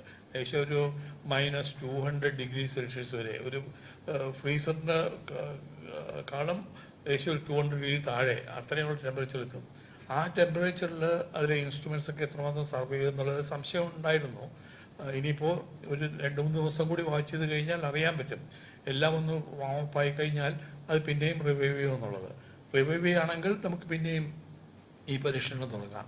പക്ഷേ ആദ്യത്തെ അറ്റംപ്റ്റിൽ തന്നെ നമുക്ക് ആവശ്യമുള്ള വിവരങ്ങൾ ശേഖരിക്കുകയും അവിടെയുള്ള മിനറൽസിനെ പറ്റി ഒരുപാട് വിവരങ്ങൾ നമുക്ക് കിട്ടുകയുണ്ടായി. അപ്പോൾ അങ്ങനെ ഈ ചന്ദ്രയാൻ പദ്ധതി കൊണ്ട് നമ്മൾ സാങ്കേതിക വിദ്യയിൽ ഏറ്റവും വലിയ മികവ് ഈ ലോകരാഷ്ട്രങ്ങളുടെ ഏറ്റവും മുമ്പത്തിൽ തന്നെ എത്തി നിൽക്കുന്ന ഒരു കഴിവ് നമുക്ക് തെളിയിക്കാൻ കഴിഞ്ഞു എന്നുള്ളത് ആദ്യത്തെ നേട്ടം. രണ്ടാമത് നേരത്തെ പറഞ്ഞ പോലെ കറക്റ്റായിട്ടുള്ള ഡേറ്റയൊക്കെ കൺഫേം ചെയ്യാനുള്ള ഒരു അവസരമുണ്ടായി. അവിടെയുള്ള അറ്റ്മോസ്ഫിയർ ഇല്ല, പക്ഷേ ചെറിയ അയണൈസ്ഡ് പാർട്ടിക്കിൾസ് മറ്റൊക്കെ ഉണ്ട്, അതിൻ്റെയൊക്കെ ഇത്. പിന്നെ ഈ ഉൾക്കകളും മറ്റും വന്ന് പതിക്കുമ്പോൾ പ്രകമ്പനങ്ങൾ ഉണ്ടാവുന്നുണ്ട്, അതിനെ പറ്റിയുള്ള വിവരങ്ങൾ, ഇങ്ങനെയുള്ള പല വിവരങ്ങളും കിട്ടുന്നുണ്ട്. അപ്പോൾ ശാസ്ത്രകാരന്മാർക്ക് ഇനി വരുന്ന പല ആണ്ടുകൾ ഇത് ഈ ഡേറ്റ വിശകലനം ചെയ്യാനും അതുവഴി പുതിയ പുതിയ കണ്ടുപിടുത്തങ്ങൾ കൊണ്ടുവരാനും കഴിയുമെന്ന് വിശ്വാസമുണ്ട്. അപ്പോൾ ഈ പരിപാടി കഴിഞ്ഞപ്പോൾ അപ്പോൾ ഇതിനിടയ്ക്ക് നമുക്ക് ചൊവ്വയിലേക്ക് പോകാനുള്ള ഒരു അവസരം കൂടി ഉണ്ടായി. 2012 ചൊവ്വയിലേക്ക് ഒരു പേടകം അയക്കുകയും അത് PSL ഉപയോഗിച്ച് ചെയ്തത്. പക്ഷേ അതിലെ ഇൻസ്ട്രുമെന്റ്സ് ഒക്കെ വളരെ കുറവായിരുന്നു. അത് കാരണം കുറച്ച് ചിത്രങ്ങൾ എടുക്കാനും അതിൻ്റെ അറ്റ്മോസ്ഫിയറിനെ പറ്റിയുള്ള കുറച്ച് മിനിമം ആയിട്ടുള്ള വിവരങ്ങൾ മാത്രമേ ശേഖരിക്കാൻ കഴിഞ്ഞിട്ടുള്ളൂ. ഇനി അടുത്തത് ചൊവ്വയിലേക്ക് വളരെ വിശദമായിട്ട് പഠിക്കാനുള്ള ഒരു ഉപഗ്രഹം അയക്കാനുള്ള സാധ്യതയുണ്ട്. അതുപോലെ തന്നെ വ്യാഴം ഗ്രഹത്തിലേക്കും അവിടെയുള്ള പ്രതിഭാസങ്ങളെ പറ്റി പഠിക്കാനുള്ള ഒരു ഉപഗ്രഹത്തിൻ്റെ ഡിസൈൻ നടന്നുകൊണ്ടിരിക്കുകയാണ്. പിന്നെ അതിലൊക്കെ പ്രധാനമായിട്ടുള്ളത് നമ്മുടെ ഭൂമിയുടെ നിലനിൽപ്പിന് ആധാരം സൗരോർജ്ജമാണ്. അപ്പോൾ സൂര്യനെ പറ്റി പഠിക്കുക, അതിലുള്ള പ്രതിഭാസങ്ങളെ പറ്റി പഠിക്കുക, അവിടെ വിസ്ഫോടനങ്ങൾ ഉണ്ടാവുക, അവിടെ സോളാർ വിൻഡ്സും മറ്റൊക്കെ ഉണ്ടാകുമ്പോൾ ചാർജ് പാർട്ടിക്കിൾസും റേഡിയേഷൻസും മറ്റൊക്കെ വരുന്നുണ്ട്. അപ്പോൾ അത് നമ്മുടെ ഭൂമിയിലെ പലതിനെയും അഫക്റ്റ് ചെയ്യുന്നുണ്ട്. അപ്പോൾ ഇതിനെ പറ്റിയൊക്കെ വിശദമായി പഠിക്കണമെങ്കിൽ സൂര്യനെ നമ്മൾ കണ്ടിന്യൂസ് ആയിട്ട് ഒബ്സർവ് ചെയ്യാനുള്ള ഒരു കേപ്പബിലിറ്റി വേണം. അതിനു വേണ്ടിയിട്ടാണ് ആദിത്യ 1 എന്നുള്ള മിഷൻ ഇപ്പോൾ ലോഞ്ച് ചെയ്തിട്ടുള്ളത്. അത് ലഗ്രാനിയൻ പോയിന്റ് എന്ന് പറയും. ഭൂമിയിൽ നിന്നും ഏകദേശം ഒരു 15 മില്യൺ കിലോമീറ്റേഴ്സ് ദൂരെയായിട്ടാണ് ആ സ്ഥലം വരിക. അവിടെ പ്രത്യേകത എന്താണെന്ന് വെച്ചാൽ ഭൂമിയിലെ ആകർഷണ വലയവും സൂര്യൻ്റെ ആകർഷണ വലയം ഏകദേശം ഈക്വലാവും. അപ്പോൾ വളരെ മിനിമം എനർജി കൊണ്ട് നമ്മുടെ ഉപഗ്രഹം അവിടെ മെയിൻറ്റെയിൻ ചെയ്യാൻ കഴിയും. അത് കണ്ടിന്യൂസ് ആയിട്ട് സൂര്യനെ ഒബ്സർവ് ചെയ്യാനും മറ്റ് പ്രതിബന്ധങ്ങളൊന്നും ഇല്ലാതെ തന്നെ അതിനെ ഡേറ്റ കളക്ട് ചെയ്യാനുമുള്ള അവസരങ്ങൾ കിട്ടുകയുണ്ടായി. അപ്പോൾ ഇങ്ങനെയുള്ള മിഷൻസ് നമ്മൾ നടന്നുകൊണ്ടിരിക്കുകയാണ്. പിന്നെ ഏറ്റവും പ്രധാനമായിട്ടുള്ളത് നമ്മളിപ്പോൾ ലോകരാഷ്ട്രങ്ങളെ അപേക്ഷിച്ച് നോക്കുമ്പോൾ ഈ മനുഷ്യനെ ഭൂമിക്ക് പുറത്തേക്ക് അയക്കാനുള്ള കഴിവ് നമുക്കിപ്പോഴും സ്വായത്തമായിട്ടില്ല. രാകേഷ് ശർമ്മ വളരെ കാലം മുമ്പ് റഷ്യയുടെ പേടകത്തിൽ പോയി. ഇപ്പോൾ അടുത്ത കാലത്ത് നമ്മുടെ പ്രൈം മിനിസ്റ്റർ അമേരിക്കയിൽ പോയപ്പോൾ നമ്മുടെ ഒരു ആസ്ട്രോണോട്ടിനെ USA നാസയുടെ വെഹിക്കിളിൽ കൊണ്ടുപോകാനുള്ള ഒരു കരാറിൽ ഒപ്പിട്ടിട്ടുണ്ട്. പക്ഷേ നമ്മുടേതായിട്ടുള്ള ഒരു പേടകത്തിൽ ഭൂമിക്ക് ചുറ്റും കൊണ്ടുപോകാനുള്ള കഴിവ് നമുക്ക് നേടണമെന്നുണ്ട്. അതിനു വേണ്ടിയിട്ടാണ് ഗഗൻയാൻ എന്നുള്ള ഒരു പ്രധാന പദ്ധതി ഇപ്പോൾ പുരോഗമിച്ചുകൊണ്ടിരിക്കുന്നത്. അത് ഏകദേശം പകുതിയായി എന്ന് പറയാം. അടുത്ത 1-2 കൊല്ലത്തിനുള്ളിൽ നമ്മുടെ ആസ്ട്രോനോട്ട്സ് നമ്മുടേതായിട്ടുള്ള പേടകങ്ങളിൽ GSLV റോക്കറ്റിൽ തന്നെ കയറി ഭൂമിക്ക് ചുറ്റും സഞ്ചരിക്കുകയും അവിടെ നിന്ന് സേഫായിട്ട് തിരികെ വരികയും ചെയ്യും. അതൊരു തുടക്കം മാത്രം. അത് കഴിഞ്ഞ് അവിടെ നിന്ന് ചന്ദ്രനിലേക്ക് പോകാനും ചൊവ്വയിലേക്ക് പോകാനും കൂടുതൽ പവർഫുള്ളായിട്ടുള്ള റോക്കറ്റുകൾ വേണം. അതിനുള്ള ഡിസൈൻസും മറ്റുമൊക്കെ ഇപ്പോൾ നടന്നുകൊണ്ടിരിക്കുകയാണ്. തീർച്ചയായിട്ടും വരുംകാലങ്ങളിൽ അത്തരം ശേഷി നമുക്കുണ്ടാവും. ഏകദേശം ഒരു 10 കൊല്ലത്തിൽ നമുക്ക് മറ്റു ഗ്രഹങ്ങളിൽ നമ്മൾ മനുഷ്യരെ ഇറക്കാൻ കഴിയും എന്നുള്ള ഒരു വിശ്വാസം കൂടി സ്പേസ് പ്രോഗ്രാമിനുണ്ട്. തീർച്ചയായിട്ടും ഇതുവരെയുള്ള കഴിഞ്ഞ 5 പതിറ്റാണ്ട് ഉള്ള ആ ഒരു അനുഭവം വെച്ച് നോക്കുകയാണെങ്കിൽ തീർച്ചയായിട്ടും അത് സാധ്യമാവുന്നതാണ്. നമ്മുടെ രാജ്യത്തിന് അത് അഫോർഡ് ചെയ്യാൻ പറ്റുന്നതാണ്, നമ്മുടെ രാജ്യത്തിന് ആവശ്യമുള്ളതുമാണ്. ആ ഒറ്റ കാരണം കൊണ്ട് മാത്രം സ്പേസ് പ്രോഗ്രാം ഗവൺമെൻറ് ഇതും വളരെയേറെ സപ്പോർട്ട് കിട്ടുന്നത്. ആദ്യം തുടക്കം മുതൽ തന്നെ പണ്ഡിറ്റ് ജവഹർലാൽ നെഹ്റുവിൻ്റെ കാലത്താണ് ഇവിടെ തുമ്പയിൽ എക്സ്പീരിയൻസ് തുടങ്ങുന്നത്. അതിനുശേഷം മാഡം ഗാന്ധിയുടെ സമയത്തുണ്ടായിരുന്നു, വാജ്പേയിജിയുടെ സമയത്ത് ഞാൻ പറഞ്ഞു, മൻമോഹൻജി, അത് കഴിഞ്ഞപ്പോൾ മോഡിജി, ഇവരെല്ലാവരുടെയും നേതൃത്വത്തിലുള്ള അവരെല്ലാവരും ഈ സ്പേസ് പ്രോഗ്രാമിന് വേണ്ടി വളരെ സപ്പോർട്ടീവ് ആയിരുന്നു, വളരെ എൻകറേജ്മെൻറ്റ് കൊടുത്തിട്ടുണ്ട്. അതിൻ്റെയൊക്കെ ഫലമായിട്ടാണ് നമുക്കിപ്പോൾ ലോകരാഷ്ട്രങ്ങളുടെ മുൻനിരയിലെത്തിക്കാൻ കഴിഞ്ഞിട്ടുള്ളത്. തീർച്ചയായിട്ടും നമുക്ക് എല്ലാവർക്കും, ഭാരതത്തിലെ എല്ലാവർക്കും അഭിമാനിക്കാൻ കഴിയാവുന്ന ഒരു നേട്ടമാണ് ഈ ചന്ദ്രയാൻ കൂടി നമ്മൾ ഈ നാഴികക്കല്ലിൽ കൂടി നമ്മൾ ലോകത്തിൽ തെളിയിച്ചു കൊടുത്തിട്ടുള്ളത്. നമസ്കാരം.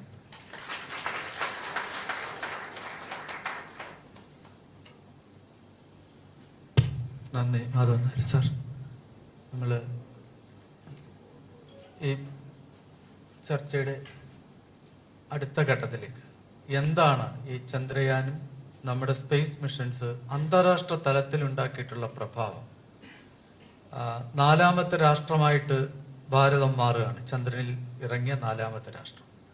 ലോകത്തെ മറ്റു രാജ്യങ്ങൾ ഒരുപക്ഷെ അസൂയയോടെ കാണുന്ന ഈ അവസ്ഥയെ എങ്ങനെയാണ് എന്ന് ശ്രീ TP ശ്രീനിവാസൻ സാർ നമ്മളോട് വിശദീകരിക്കും. ശ്രീ TP ശ്രീനിവാസനിലേക്ക്.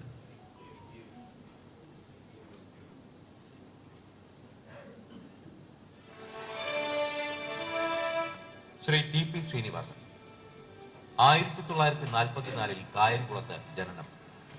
1967 IFS നേടി പരിശീലനത്തിന് ശേഷം കേന്ദ്ര മന്ത്രാലയത്തിലും മോസ്കോ ഇന്ത്യൻ നയതന്ത്ര കാര്യാലയത്തിലും പ്രവർത്തിച്ചു. തുടർന്ന് ഹൈ കമ്മീഷണറായി ഫിജിയയിലും ദക്ഷിണ പസഫിക്കിലും പ്രവർത്തിച്ച അദ്ദേഹം കെനിയ, ആസ്ട്രിയ, സ്ലോവേനിയ തുടങ്ങിയ സ്ഥലങ്ങളിൽ അംബാസഡറായി. അമേരിക്കയിൽ ഇന്ത്യൻ ഡെപ്യൂട്ടി അംബാസഡറായി ശ്രീ TP ശ്രീനിവാസൻ ചുമതല വഹിച്ചു. ഐക്യരാഷ്ട്രസഭയിൽ വിവിധ തസ്തികകൾ വഹിച്ച അദ്ദേഹം ഭാരതത്തിന്റെ സ്ഥിരം പ്രതിനിധിയായി വർഷങ്ങളോളം പ്രവർത്തിച്ചു. നയതന്ത്ര വിദഗ്ധൻ, വിദേശകാര്യ വിദഗ്ധൻ എന്നീ നിലകളിൽ ശ്രദ്ധേയമായ പ്രവർത്തനം കാഴ്ചവെച്ച അദ്ദേഹം കേരളത്തിന്റെ ഉന്നത വിദ്യാഭ്യാസ രംഗത്ത് പരിവർത്തനം സൃഷ്ടിച്ച മഹത് വ്യക്തി കൂടിയാണ്. സംസ്ഥാന ഉന്നത വിദ്യാഭ്യാസ കൗൺസിലിന്റെ സ്ഥാപക എക്സിക്യൂട്ടീവ് വൈസ് ചെയർമാനായിരുന്ന അദ്ദേഹം നിരവധി പുസ്തകങ്ങളുടെ രചയിതാവും ശ്രദ്ധേയനായ ലേഖകനും കൂടിയാണ്. അനുഭവ സമ്പത്തിന്റെ വാഗ്ധോരണികൾ കൊണ്ട് ഈ വേദിയെ അലങ്കരിക്കാൻ ശ്രീ TP ശ്രീനിവാസനെ ആദരപൂർവ്വം ക്ഷണിക്കുന്നു. Thank you very much. Sri Madhavan Nair, other distinguished guests, whoever invited me to this discussion must have worked very hard to find out somebody who knows nothing about space. A few months ago, I was invited by ISRO in Bangalore to give a talk to the top leadership of ISRO. I wondered why I was asked, because I would not know anything that they had done or what they would do. So I called my talk, my encounters with space. Some stories. And somehow I realized that most of these people did not know these stories. So I realized that this is a very good way to address space scientists and tell them my experience with space, which has nothing to do with science. I told them about the early days when we used to see rockets being carried by bullock carts and cycles. This was a fascinating thought I had as a small boy. And I realized how clever these scientists are. These rockets are supposed to fly at such speed, but what is the hurry till it reaches the launching pad? Very sensible, isn't it? They did not think that it should go on a fast car or a fast. So like 3 days, 4 days they can take the rocket for launching, and then it picks up speed. So I thought this is very wise and very economical, and that is probably the secret of the origins of space flight, which, as they said, Our flights are cheaper than a movie on space flights done in Hollywood. Then the second encounter with space was, of course, like for most of you, it was Gagarin's flight. I'm sure I'm probably the oldest here, but many of you may not know about it. But that made a tremendous impact as a young man. But what happened in Trivandrum was something very interesting. People were talking about the greatness of having all this. But Dr. Ayyappa Panikkar, who was my professor, wrote a poem. I don't know how many of you have heard about it or read it. And that was a new vision. Because Dr. Ayyappa Panikkar started by saying, Hey Gagarin, Gaganacharin, Pathiganenil Vittumarin. I don't know how many of you know. It sounded like an attack on space science. Because he said, what have you done? He's addressing it to Gagarin and says, you know, we poets have been nursing a vision of the place up there. You know, God presiding over, angels all around, and beautiful music, and beautiful rain and water. All these we had imagined. All these years we have been writing poems about what is up there. And what have you done to us? He has gone and seen and says there is nothing like this here. He says he had destroyed our profession. We cannot be poets anymore. Because if there is none like that there, then how will you say, my darling, please come, we'll go to heaven and enjoy yourself? There is no such heaven. And this shook me completely. Because nobody was talking anything against space. Nobody was saying that it is a waste. But here, a person who has the sensibility to understand the impact of science on ordinary life, on science, on literature, which struck me very much. But it was not a negative point. That is more interesting. If you get hold of it, please read. Because he goes on to say that this is a challenge to us poets. But you should not just run away from it because these things are not there. He says, find your own thermometer, find your own spectrometer. All this you have to find and create a new world which merges science with imagination. And it's perhaps the best poem ever written about space science.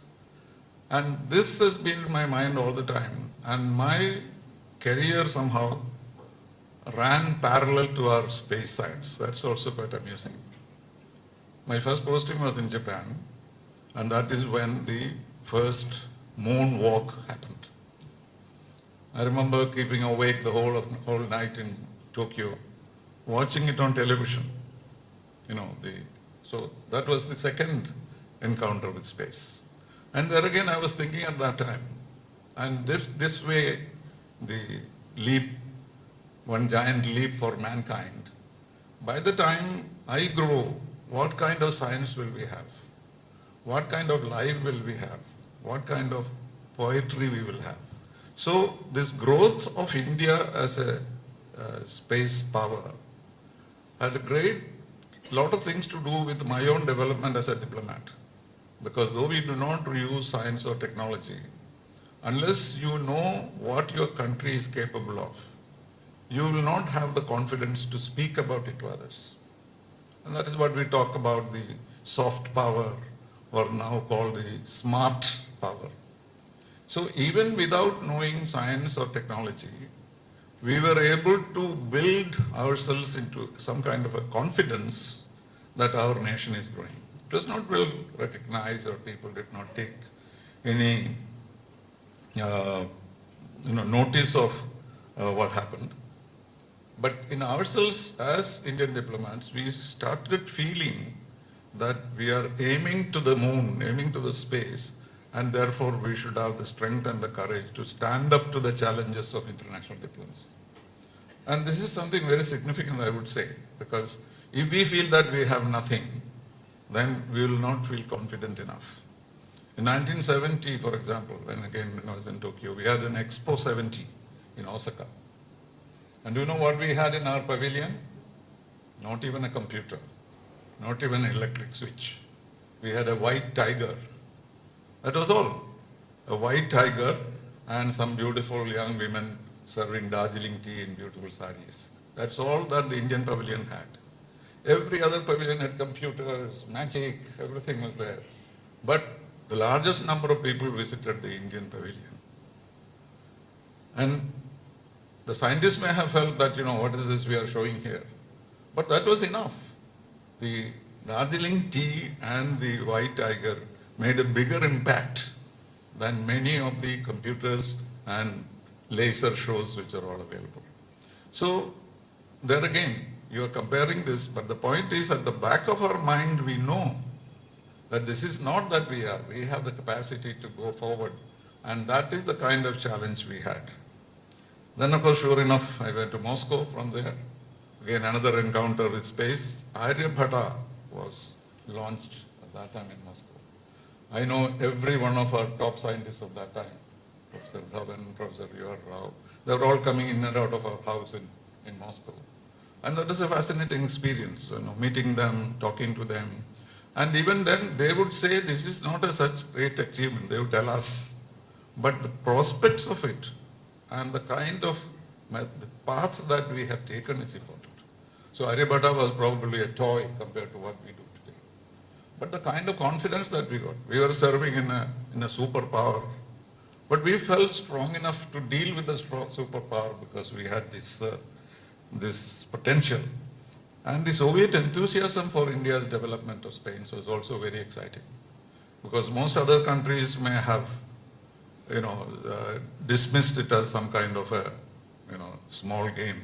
But Soviet Union kept encouraging us and kept telling us that this is a small step, but it may lead to much greater adventures from us.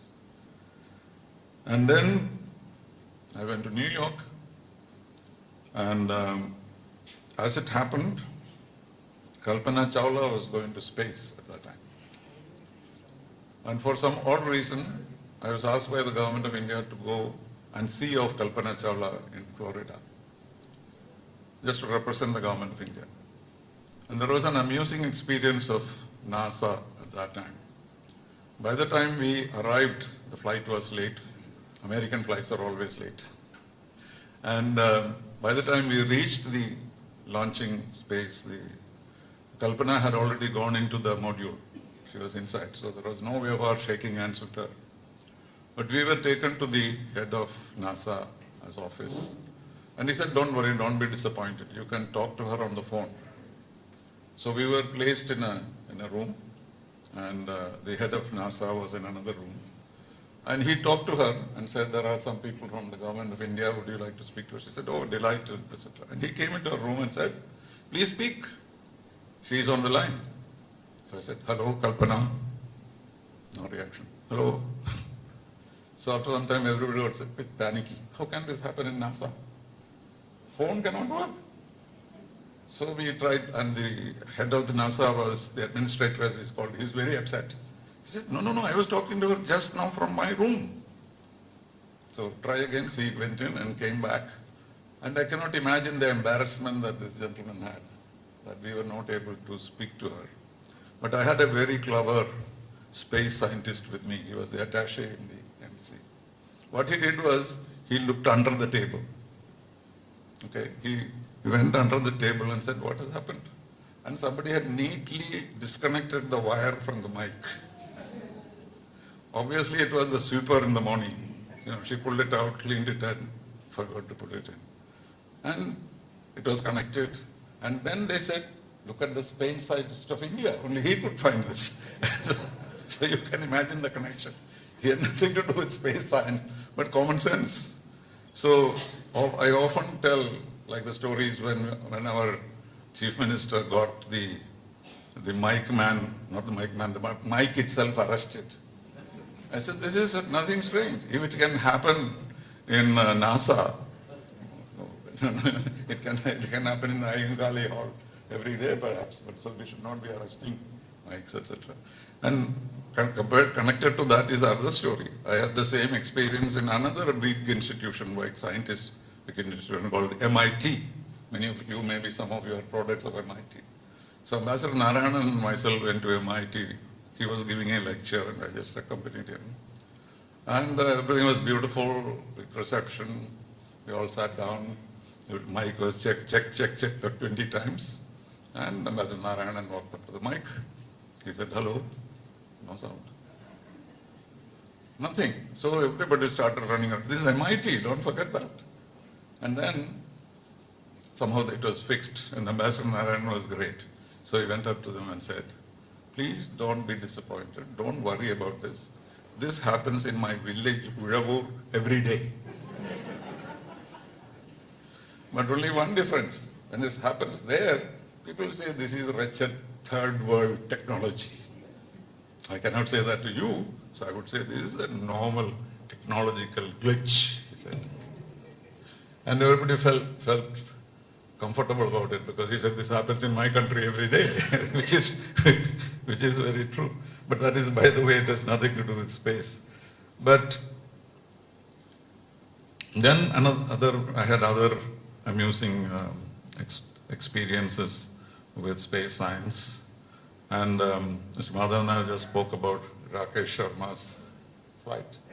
But many of you may not know how Rakesh Sharma's flight was delayed by 3 years because of a peculiar position that one of our prime ministers took. So we were in Moscow with Mr. Morarji Desai, of all people. And you know, his foreign policy, he defined it as genuine non-alignment. That was his only contribution. The paper which was presented to him by the Foreign Secretary mentioned foreign policy as it was practiced by the Congress. He didn't correct anything.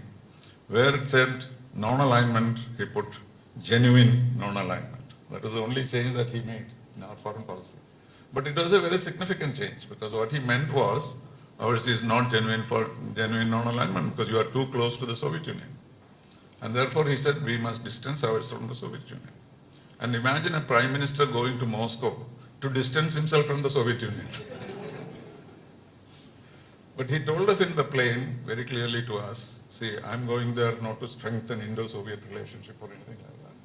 What I want to do is we must have genuine non-alignment. We should be friendly with the United States and Moscow. And I'll tell you when I come back what we should do with our relation with Soviet Union. So we're all prepared for it. And then we started negotiating a joint declaration. When an Indian Prime Minister visits Moscow, there is always a joint declaration because we are very much involved in each other, economic, cultural, social, everything. And the two of us, the Foreign Secretary and myself, were sent into a room to talk to the Soviets. So at that time, the issue was how close are we going to embrace the Treaty of Friendship and Cooperation. Because what Mrs. Gandhi did in 1970 was very much like joining the Warsaw Pact. Because in order to strengthen ourselves for the Bangladesh operation, she signed this Treaty of Friendship and Cooperation, in which it is said that if one country is attacked by another country, you will come to the rescue of that country. This is as important, as significant as a military pact. Of course, everybody criticized her, this is not non-alignment. And one day she said, hell with non-alignment, I want to save my country. So that's what she said. And so this was the closest that we got to the Soviet Union. And of course, the Bangladesh war was over. And when the Janata Party came to power, they said, no, we should not do that. We should distance themselves. So that was the background. So we started looking at the draft made by the Soviets. And every paragraph, there was a reference to the Treaty of Friendship and Cooperation. And our instruction was not to mention this anywhere in the joint declaration. So we tried various ways in the spirit of the treaty, in the mutuality of the treaty, but without saying Treaty of Friendship and Cooperation. This was Mr. Morarji Desai's instruction to us. So we negotiated the whole night. The Soviets said that unless you mention the treaty, there will be no joint declaration. Okay. We went up to Morarji. I don't know, anybody who has worked with Morarji will know that when you go to see him, he is spinning on his charkha. And he says, go on, he'll tell you to speak. But our mind is on the charkha, whether this will break or not. so he's focusing on this, and he keeps on telling you, go on. So you don't know whether he understands anything that you say. And then finally he will give you a decision. So we explain in great detail the problem we are having with the Soviets, and the treaty has to be mentioned, otherwise we will have no joint declaration. So we stopped and said, there will be no joint declaration. So What is so great about that? Then, of course, Vajpayee ji started saying, no, sir, this is the first time it will happen if the Indian Prime Minister comes and there is no joint declaration, we have to do something. He said, no, if they want to mention the treaty in this declaration, no joint declaration. Okay, so this was one part of it. But what is the space part of it? The next day, we were having lunch. And just before lunch, a Soviet officer came to me and said, sir, the president is going to offer India a space flight for an Indian astronaut. I thought it was very nice.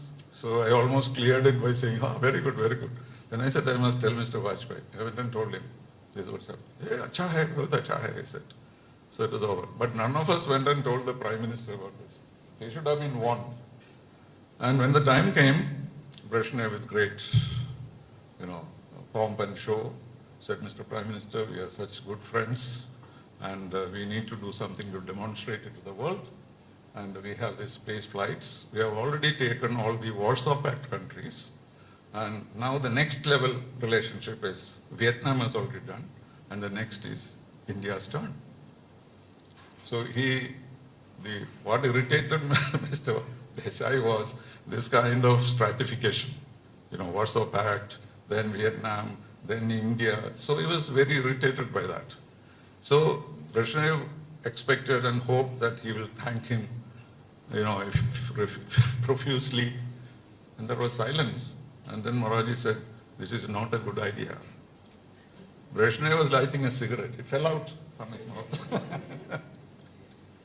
Because he didn't expect such a thing will happen. So everybody looked at everybody else. Vajpayee wrote a little note to say this, please accept, sir, and passed it on to him.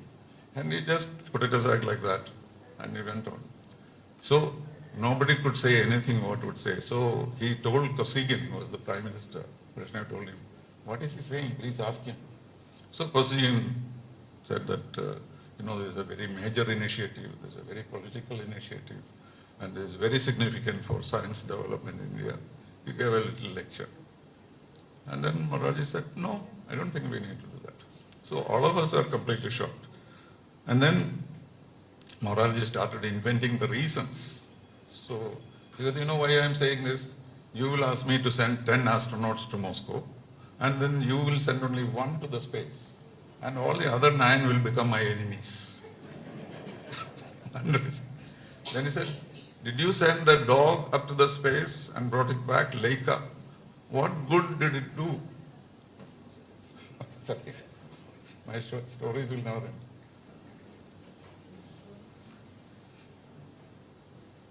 So what benefit did that dog get by flying? So similarly, if I send Leica, he said Leica did not benefit by it. So if I send an Indian astronaut, what benefit will he get? So this kind of various arguments he put forward. Nobody was convinced, but the whole visit was destroyed by this because the Soviets were very insulted by this thing, and then they dropped it. So then, after Mrs. Gandhi came back to power 3 years later, the Soviets proposed to Mrs. Gandhi, and Mrs. Gandhi accepted it and approved it. And that is how Rakesh Sharma went to space. And this is something which is not very well known. Maybe our space science was put back by about 3 years by Mr. Moraji Desai's peculiar ideas. So, well, I'm not going to go to all these stories. And finally, I landed up in Vienna, as luck would have it. And that is where Mr. Madhavan Nair comes in. Because as you may know, the United Nations Outer Space Committee is located in Vienna. And I was the ambassador to the committee. And therefore, I had to do a lot of work in relating to space. And I worked with 3 ISRO chairmen. And the last one being Mr. Madhavan Nair himself. He was my classmate in college. So that this technology, I can't switch it off. No, this is my watch.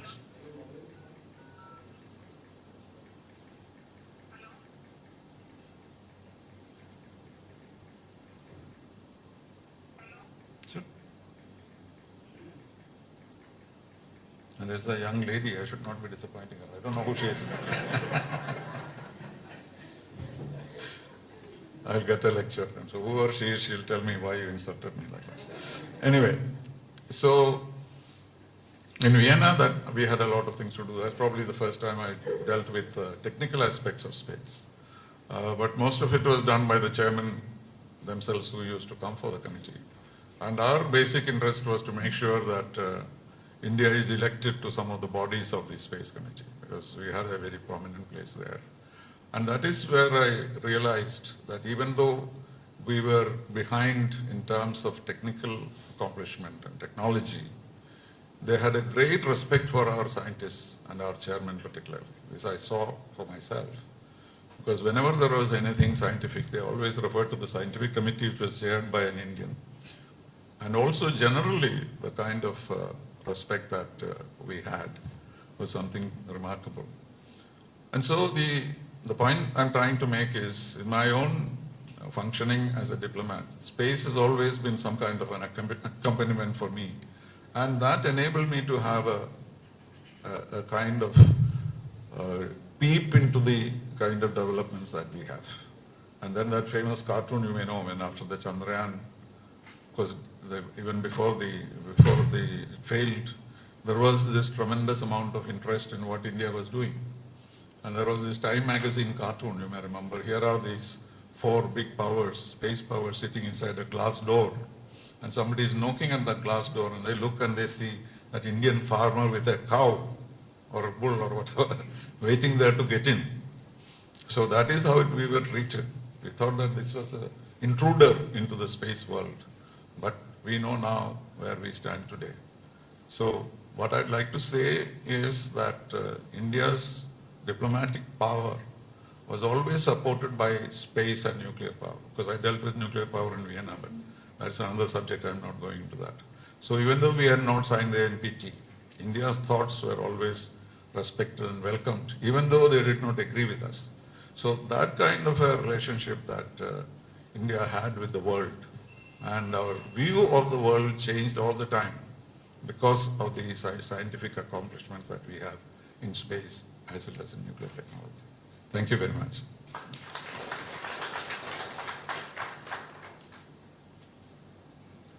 നന്ദി Shri TP Sreenivasan.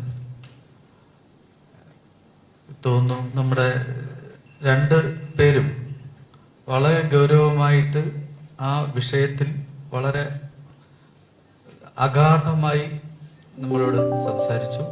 സംശയങ്ങളുണ്ടെങ്കിൽ ചോദ്യം ചോദിക്കാനുള്ള അവസരമുണ്ട്. അതിനുവേണ്ടി slip തരും. ആ slip ചോദ്യങ്ങളൂടെ ചോദിച്ച് അതിന്റെ ഉത്തരം ഇവിടെ കിട്ടുന്നതായിരിക്കും. മാധവൻ സാറ് അദ്ദേഹത്തിന് വേറെ പരിപാടി ഉള്ളതുകൊണ്ട് പോയി. ഇനി നമ്മളോട് സംസാരിക്കുന്നത് ഇതേപോലെ തന്നെ സ്പേസ് ഇക്കണോമിക്സ്, അതിന്റെ ഇന്ന് കേരളത്തിൽ അവൈലബിൾ ആയിട്ടുള്ള ഏറ്റവും വലിയ വിദഗ്ധൻ ഡോക്ടർ ഷൈജിമോനാണ്. അദ്ദേഹത്തെ സാദരം ക്ഷണിക്കുന്നു.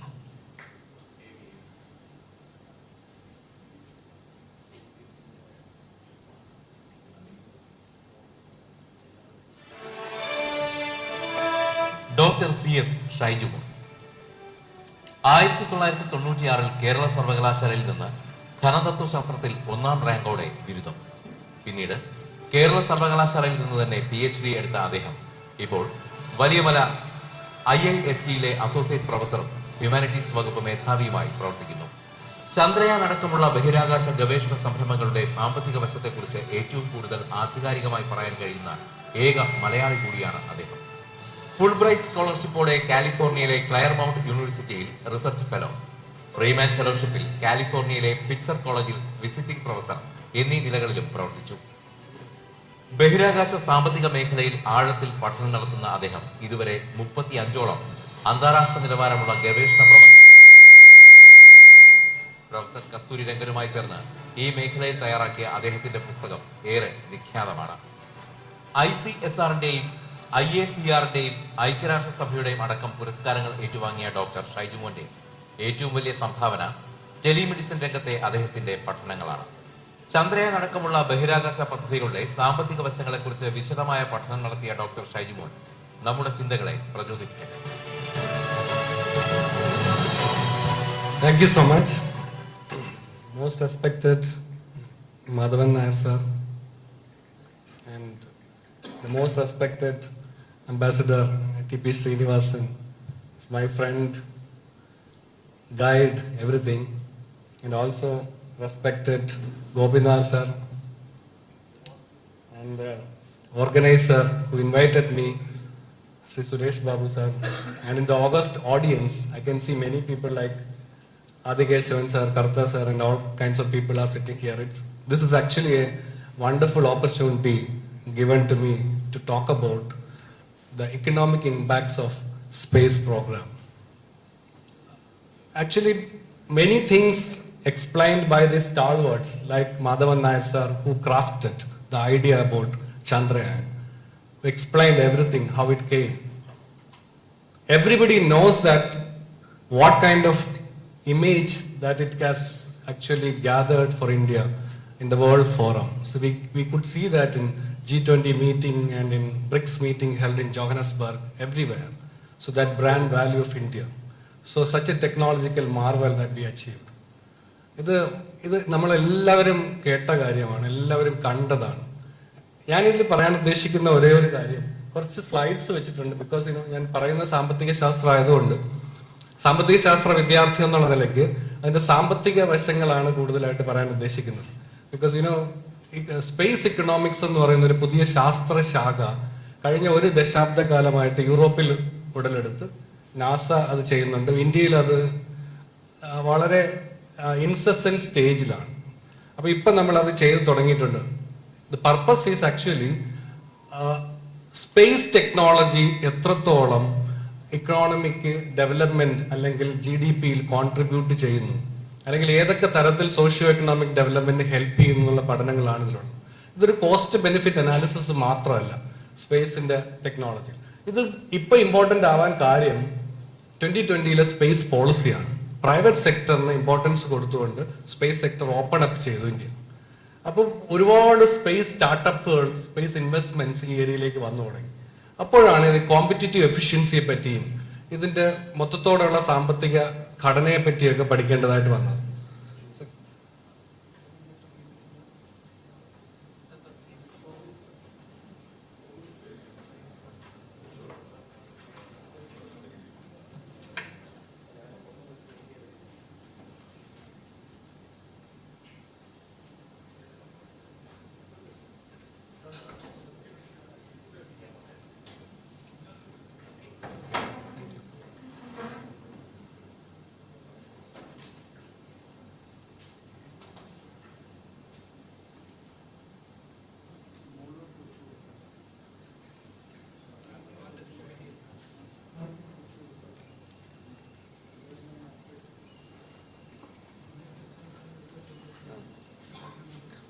സോറി,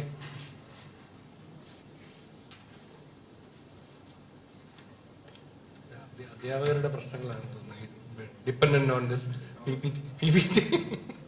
സാർ റൈറ്റ് ആയിട്ട് പറഞ്ഞു. So economic impacts of Chandrayan 3 mission. Let us see this. So everyone said, എല്ലാവരും പറഞ്ഞ കാര്യമാണ് ഇതെല്ലാം. ലാൻഡർ എന്ന് ഇത് ചെയ്തു എന്നുള്ളതും ഇന്ത്യൻ സ്പേസിന്റെ Chandrayan 3 launched on July 14th. Successfully moon surface land ചെയ്തു on August 23rd. And then we can see that India became the 4th country, everyone said, 4th country after United States, Russia and China. And India is the first country to land in the South Pole. ഇത് വളരെ complex ആയിട്ടുള്ള മിഷനാണ് south Paul.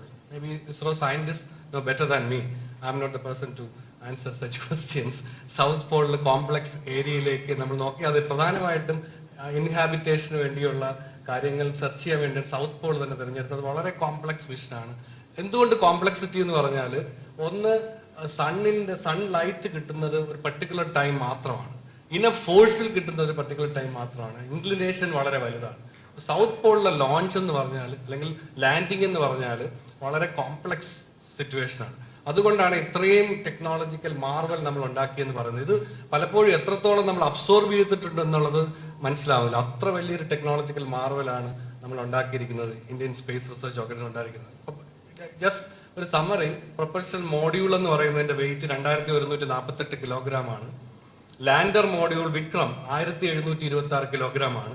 Rover Pragyan 26 kilogram ആണ്. Total wait 3900. ഇത് പറയുന്നത് എന്തിനാന്ന് പറഞ്ഞാൽ ഇവിടെയൊക്കെയാണ് economics ഇരിക്കുന്നത്. ഇത്രയും 3600 കിലോഗ്രാം മൂണിന്റെ ഓർബിറ്റിൽ കൊണ്ടുപോയി ഇതിനെ ലാൻഡ് ചെയ്യിക്കണം. അതില് പ്രോബ് മാത്രം ചുറ്റും, ബാക്കിയെല്ലാം താഴേക്കുണ്ട്. ഇത്രയും വളരെ കോംപ്ലക്സ് ആയിട്ടുള്ള ഒരു മിഷനാണ് നമ്മൾ നടത്തി വിജയിച്ചത്. എല്ലാവരും US ഉൾപ്പെടെയുള്ള എല്ലാ കൺട്രിയും അതിനെ അപ്രീഷിയേറ്റ് ചെയ്യുന്നുണ്ട്. ഇത് ഞാൻ പിന്നീട് വരാം. ഇത് ഒരു ട്രാൻസ്ഫർ ഓർബിറ്റ് ആണ്. നമ്മുടെ ഓർബിറ്റിൽ നിന്ന് ട്രാൻസ്ഫർ ചെയ്ത് മൂൺ ഓർബിറ്റിലേക്ക് പോകാന്നുള്ളത്. ഇതിലും എക്കണോമിക്സ് ഉണ്ട്. അപ്പൊ ഞാനൊരു സാമ്പത്തിക ശാസ്ത്ര വിദ്യാർത്ഥി എന്നുള്ള നിലയ്ക്ക് എല്ലാത്തിലും സാമ്പത്തിക ശാസ്ത്രം കണ്ടെത്താനാണ് നോക്കുന്നത്. എന്തുകൊണ്ട് ഗവൺമെന്റ് അല്ലെങ്കിൽ ഇസ്രോ ഇങ്ങനെയുള്ളൊരു തീരുമാനത്തിലെത്തി? എന്താണ് നമ്മുടെ കാര്യം? കാരണം നമ്മുടെ റിസോഴ്സസ് വളരെ സ്കേഴ്സ് ആണ്. നമ്മൾ മോസ്റ്റ് പോപ്പുലസ് കൺട്രിയാണ്. നമുക്ക് ഒരുപാട് കാര്യങ്ങൾക്ക് റിസോഴ്സസ് വേണ്ടി വരും. അതുകൊണ്ട് എല്ലാ റിസോഴ്സും നമുക്ക് ഉപയോഗിക്കാൻ പറ്റില്ല. ലുക്ക് അറ്റ് ദിസ്, ഇത് സക്സസ്, ലാൻഡറിന്റെയും ഇമ്പാക്ടറിന്റെ ഒക്കെ സക്സസ് ഫെയില്യൂർ. യുണൈറ്റഡ് സ്റ്റേറ്റ്സ് നമുക്ക് നോക്കിയാൽ അറിയാം, ലാൻഡർ ഇമ്പാക്ടർ. USSR 7 എണ്ണം ലാൻഡറും ഇമ്പാക്ടർ ഒരെണ്ണം മാത്രം 8. ചൈന ലാൻഡർ മാത്രമേ ഉള്ളൂ, ഇമ്പാക്ടർ ഇല്ല. ഇന്ത്യ. ഈ രീതിയിൽ നോക്കിയാലും വളരെ എഫക്റ്റീവ് ആയിട്ടുള്ള ഒരു ലാൻഡിംഗ് ആണ് നമ്മൾ നടത്തിയിരിക്കുന്നത്. നമ്മൾ വളരെ കുറഞ്ഞ റിസോഴ്സസ്, ഞാൻ അതിനെപ്പറ്റി പറയാം, എത്ര റിസോഴ്സസ് ആണ് നമുക്ക് ഉണ്ടായിരിക്കുന്നത്. Look at this expenditure for Chandrayaan mission. Total expenditure 615 crore രൂപയാണ് ടോട്ടൽ എക്സ്പെൻഡിച്ചർ. അതില് LVM-3 M4 റോക്കറ്റിന് മാത്രം 365 കോടിയാണ്. അതാണ് major. Satellite, lander, rover, orbiter, ground support network, ഇതെല്ലാം കൂടി 250 കോടി രൂപയാണ്. ഇതുകൊണ്ടാണ് നമ്മൾ പറയുന്നത് പല മൂവികളെക്കാളും ഏറ്റവും കുറവാണ്. പല ഹിന്ദി മൂവീസ് 750 ക്രോഡ്സിനൊക്കെ നമ്മൾ ചെയ്തിട്ടുണ്ട്. 615 ക്രോഡ്സ്. റഷ്യസിന്റെ ലൂണ 25 മിഷൻ നിങ്ങളെല്ലാം കേട്ട് കാണും. അതിനോടൊപ്പം തന്നെ നമ്മുടെ ലോഞ്ച് ചെയ്തതിന് ശേഷം ലോഞ്ച് ചെയ്തതാണ്. 10th ഓഗസ്റ്റ് ലോഞ്ച് ചെയ്തു. പക്ഷെ അത് 19th ഓഗസ്റ്റ് ക്രാഷ് ചെയ്തു. അതിന്റെ ചെലവെന്ന് പറയുന്നത് സെയിം കൈൻഡ് ഓഫ് ലോഞ്ച്, പക്ഷെ 1600 കോടി രൂപയാണ് ഇന്ത്യൻ റുപ്പീസിൽ. ഇതാണ് വ്യത്യാസം. 615 കോടി രൂപയാണ് ഇന്ത്യൻ ലാൻഡിംഗ് എൻറ്റയർ മിഷൻ എടുത്തത്. ഇന്ത്യൻ റുപ്പീസിൽ റഷ്യൻ കറൻസി കൺവേർട്ട് ചെയ്താൽ അതിന്റെ തുക എന്ന് പറഞ്ഞാൽ 1600 കോടി രൂപയാണ് ഫെയിൽ ആയത്. കംപ്ലീറ്റ്ലി ക്രാഷ്ഡ്, എല്ലാം പോയത്. അപ്പൊ ഇതാണ് വ്യത്യാസം. ഇനി അടുത്തൊരു കാര്യം, ലെസ് കോസ്റ്റ്ലി. എന്തുകൊണ്ട് ഇത് ലെസ് കോസ്റ്റ്ലി ആയി? മാധവൻ നായർ സാർ പറഞ്ഞു, പലരും ചോദിച്ചു എന്ന് പറഞ്ഞ ചോദ്യം. എന്തുകൊണ്ട്? നമ്മൾ അഡോപ്റ്റ് ചെയ്ത ഒരു മെത്തേഡാണ് sling shot method. Cost saving മെത്തേഡാണ് സ്ലിംഗ് ഷോട്ട് മെത്തേഡ്.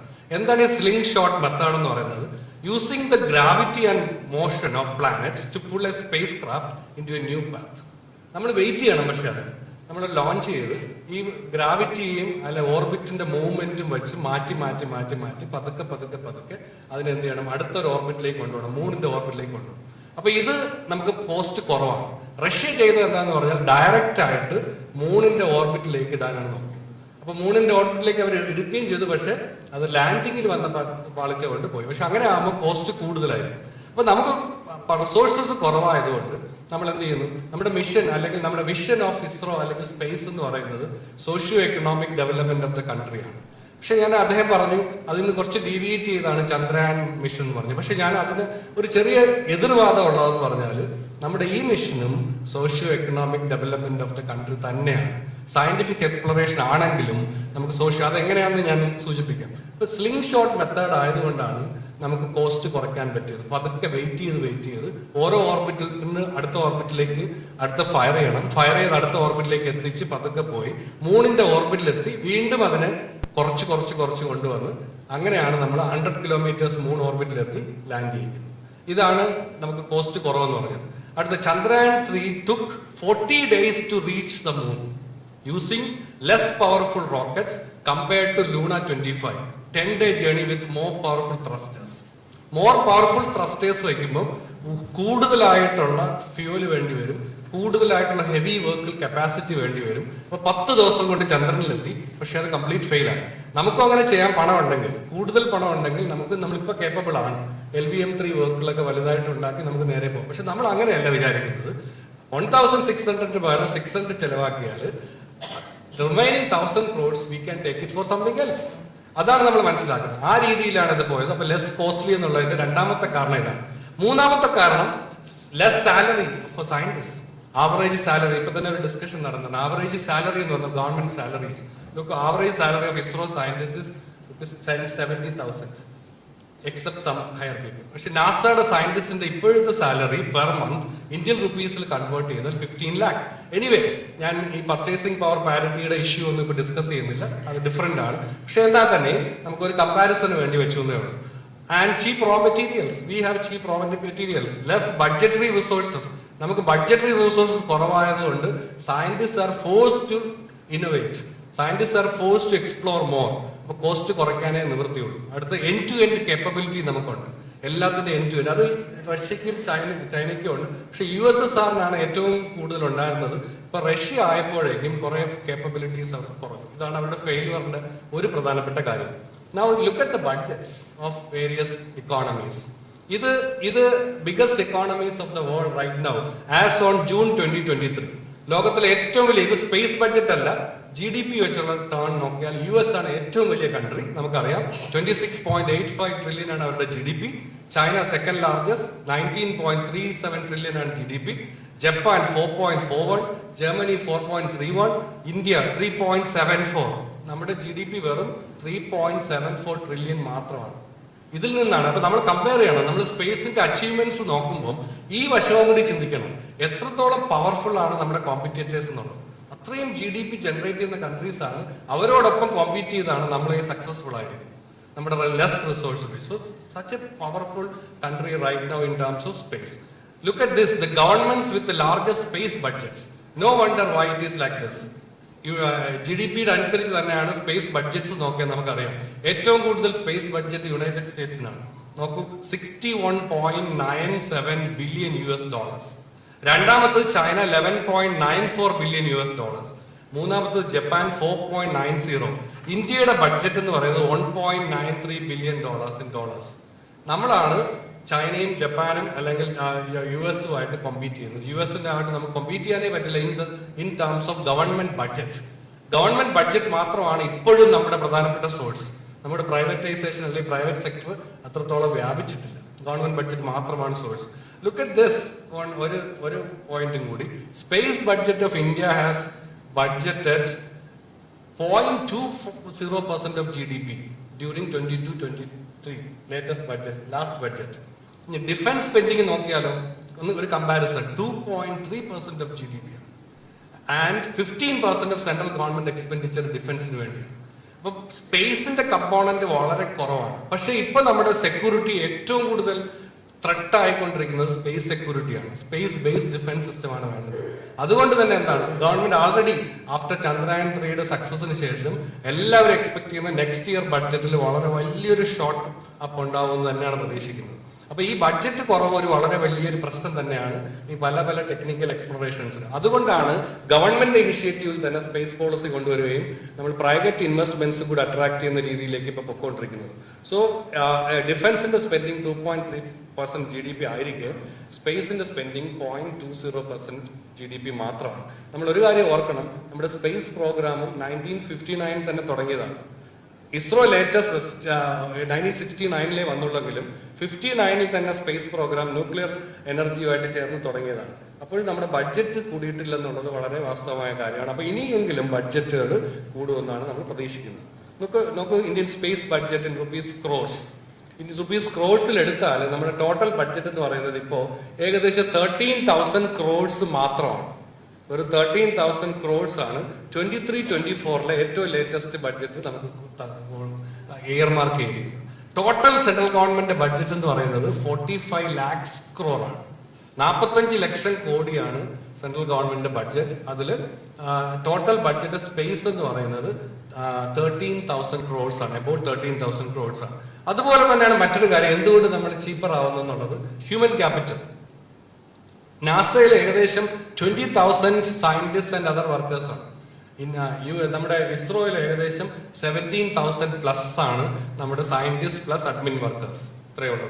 നാസയിൽ വളരെ കൂടുതലാണ്. അതുപോലെ ചൈനയിലായാലും കൂടുതൽ, നമ്മളെക്കാളും കൂടുതലാണ്. നമ്മൾ പലപ്പോഴും പറയാറുണ്ട് നമ്മുടെ സ്പേസ് പ്രോഗ്രാം അല്ലെങ്കിൽ നമ്മുടെ പ്രോഗ്രാംസ് ലേബർ ഇന്റൻസീവ് ആണ്. പക്ഷെ അത്രയല്ല കമ്പയർഡ് ടു US-ൽ നമ്മളെക്കാളും കൂടുതൽ ആൾക്കാർ വർക്ക് ചെയ്യുന്നുണ്ട്, പക്ഷെ നമ്മളുടേത് കുറവാണ്. അപ്പൊ ഇതും ഇനി കൂടാനാണ് സാധ്യത. കാരണം സ്പേസ് പോളിസി, അതുകൊണ്ടാണ് ഗവൺമെന്റ് ഡെലിബറേറ്റ് ആയിട്ട് സ്പേസ് പോളിസി കൊണ്ടുവന്ന് കൂടുതൽ ഇൻവെസ്റ്റ്മെന്റ്സ്, കൂടുതൽ ഇന്നോവേഷൻ എല്ലാം എൻകറേജ് ചെയ്യുന്നത്.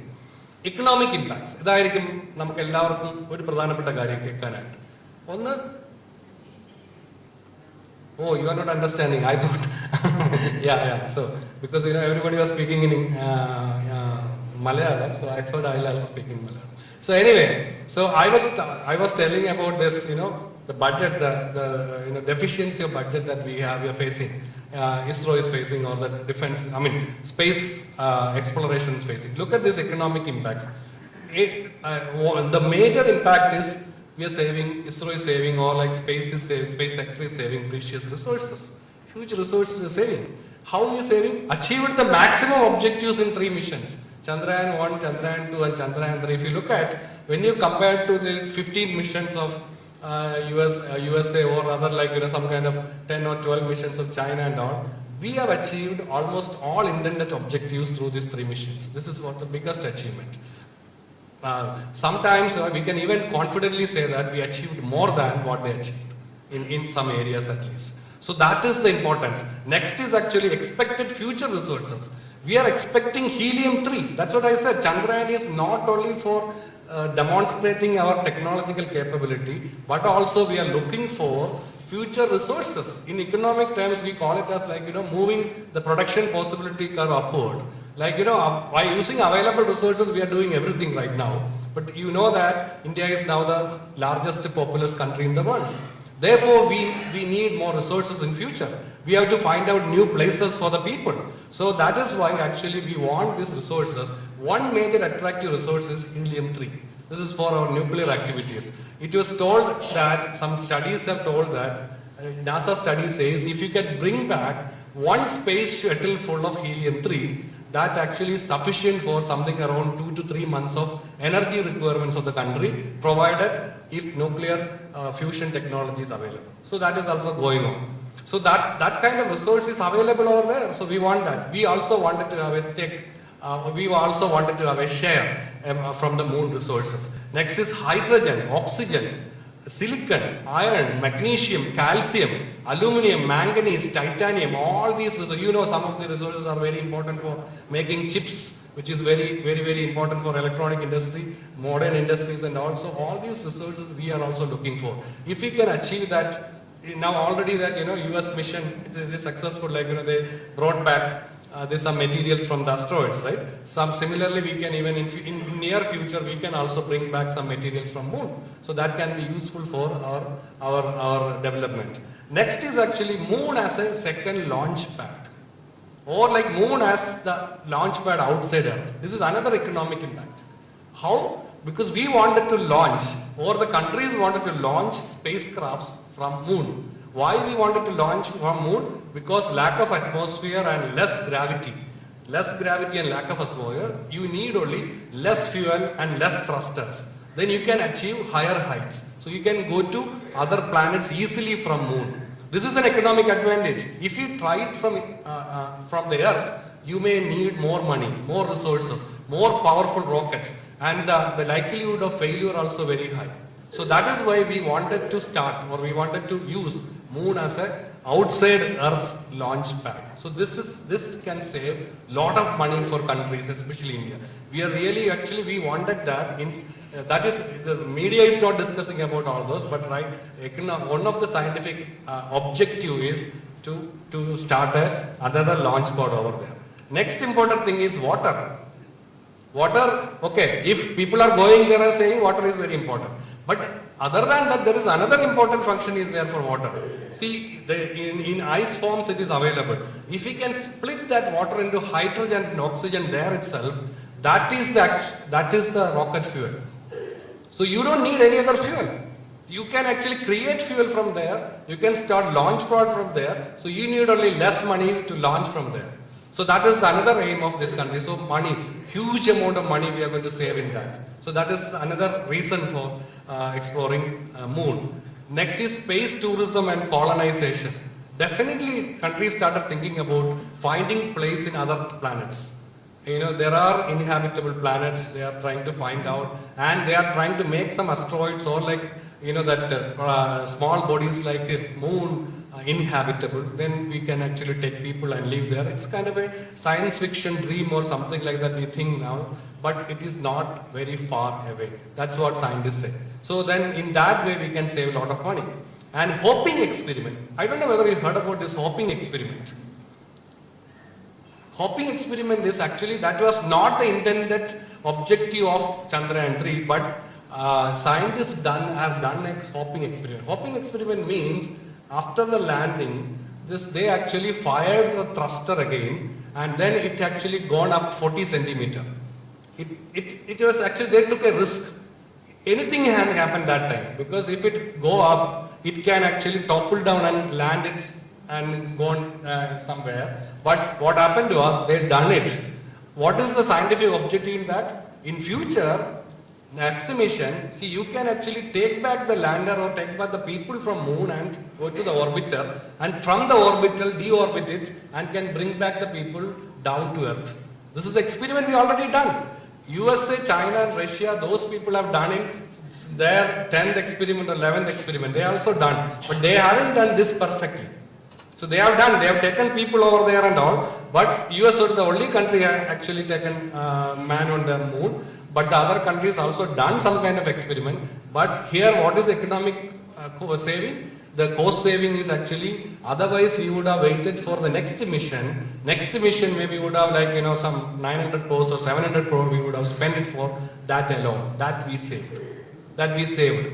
So that we got the scientific data from that. And also one more thing I wanted to remind you, second Chandrayan mission, we have spent 950 crores.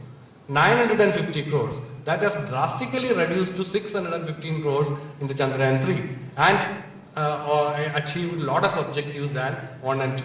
That is another advantage. Next is actually foreign investment boom. The confidence actually given by this technological demonstration to the companies, to the world countries to freely come and invest in the country. That is huge.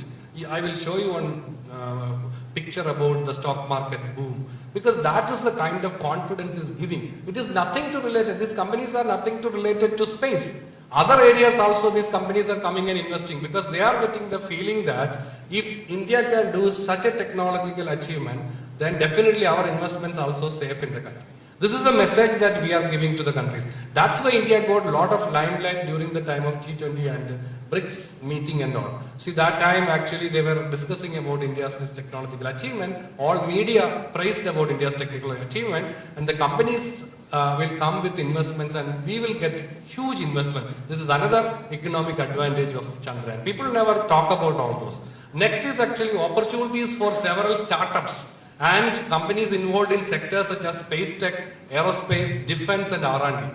A lot of opportunities for these companies. Youngsters can start these companies in India right now, because space policy already announced by the government. So now the private investment is allowed in space. Anybody can go and do space. But space is a risky business, and space is also very much investment oriented. So what the ISRO is doing is, if you have an idea, you can very well go to ISRO and test your idea. You can use the launch pad. You can use maybe the wind tunnels and such kind of facilities by paying some small charges. So they have created two agencies like NCIL and InSpace. So through NCIL, you can approach ISRO, and then ISRO will open up the facilities for you to test. In that way, government is attracting private investments. Next is space policy, I already mentioned. And then India is already registered, India's space startups. 140 startups have been registered already in India right now. It's not only because of Chandrayan. I'm saying last 2-3 years or 4 years, startups actually largely coming in India. You know the story of SpaceX in US. It started as a startup and now it's actually completely. SpaceX is doing all kinds of research and innovation in US than the NASA. SpaceX almost controlling everything. Similarly, we are also looking that private players will come and we will use space for economic development of the country. Next, this is a graph of space startups, how it is going on. Space economy of India. Now, next important thing is we are only having small space economy like $7 billion right now. This is actually PwC estimate, but we estimated space economy, which is somewhere around $6.5 billion worth of space economy is there in India, which is just 1.5% of the global space economy, just 1.5%. But you can see that India is having 18% of world population. And in that case, we should actually achieve higher share in the space economy. If you wanted to achieve higher share, you have to invest more. You have to attract more investment, employment generation, income generation, new innovation, new startup, everything has to come. So right now, if you look at Indian space economy, largest share is broadband, direct to home, DTH things. Not other ones. Like we have a lot of other things, like a lot of other applications are there for space, like agriculture, industrial, navigational applications are there. But mostly our space economy is booming only because of this DTH and broadband. So this also, it is going to change. So we have to change that. Next, you can see that Indian space economy section-wise, like space manufacturing, space operations, space applications. Space application is a major area. We have only very less space manufacturing and space operations area. So that will also increase. All these components will increase when private players will come. So space economy, this is the demonstration of Chandrayan 3 is going to give a big boost to such startups and such investors, and that will actually boost the space economy of India. The success of Chandrayan 3 could contribute significantly to India's space economy, projected to be worth of $13 billion by 2025, from 7 to 13 billion, a huge jump we are expecting. This boost can catalyze employment generation, encourage private investments, and foster the growth of the country's space tech ecosystem. Next this is the one I said, 615 crore Chandrayan creates 31,000 crore stock market boom. Within 2 days, increased by this market capitalization increased by rupees 31,000 crore. After that, many other things happened, like, then it came down also because of various other reasons. But that 2-3 days, it is not completely related to, this is not completely related to space tech. Space tech also it happened like HAL, Hindustan Aeronautics Limited shares actually gone up, market capitalization 6,777 crore, BL, many companies actually gone up. And this is another important thing. That's why I said the confidence giving to stock market, confidence giving to the entrepreneurs, investors, it's huge. So investments are going to come very soon. Evolution, just little bit about this evolution of space program. This is actually Dr. Kasturi Rangan divided the entire space program like this. From 1969 to 79, he called it as proof of concept space. And 1980 to 92 he called us experimental phase, and then 93 to 2006 he called us operational phase. Then we together actually coined this third term, like from 2007 we were calling it as explanatory and commercial phase. Right now we moved it to commercial, even though we are not saying upfront that we are not doing it for commercial, but we have commercial intents.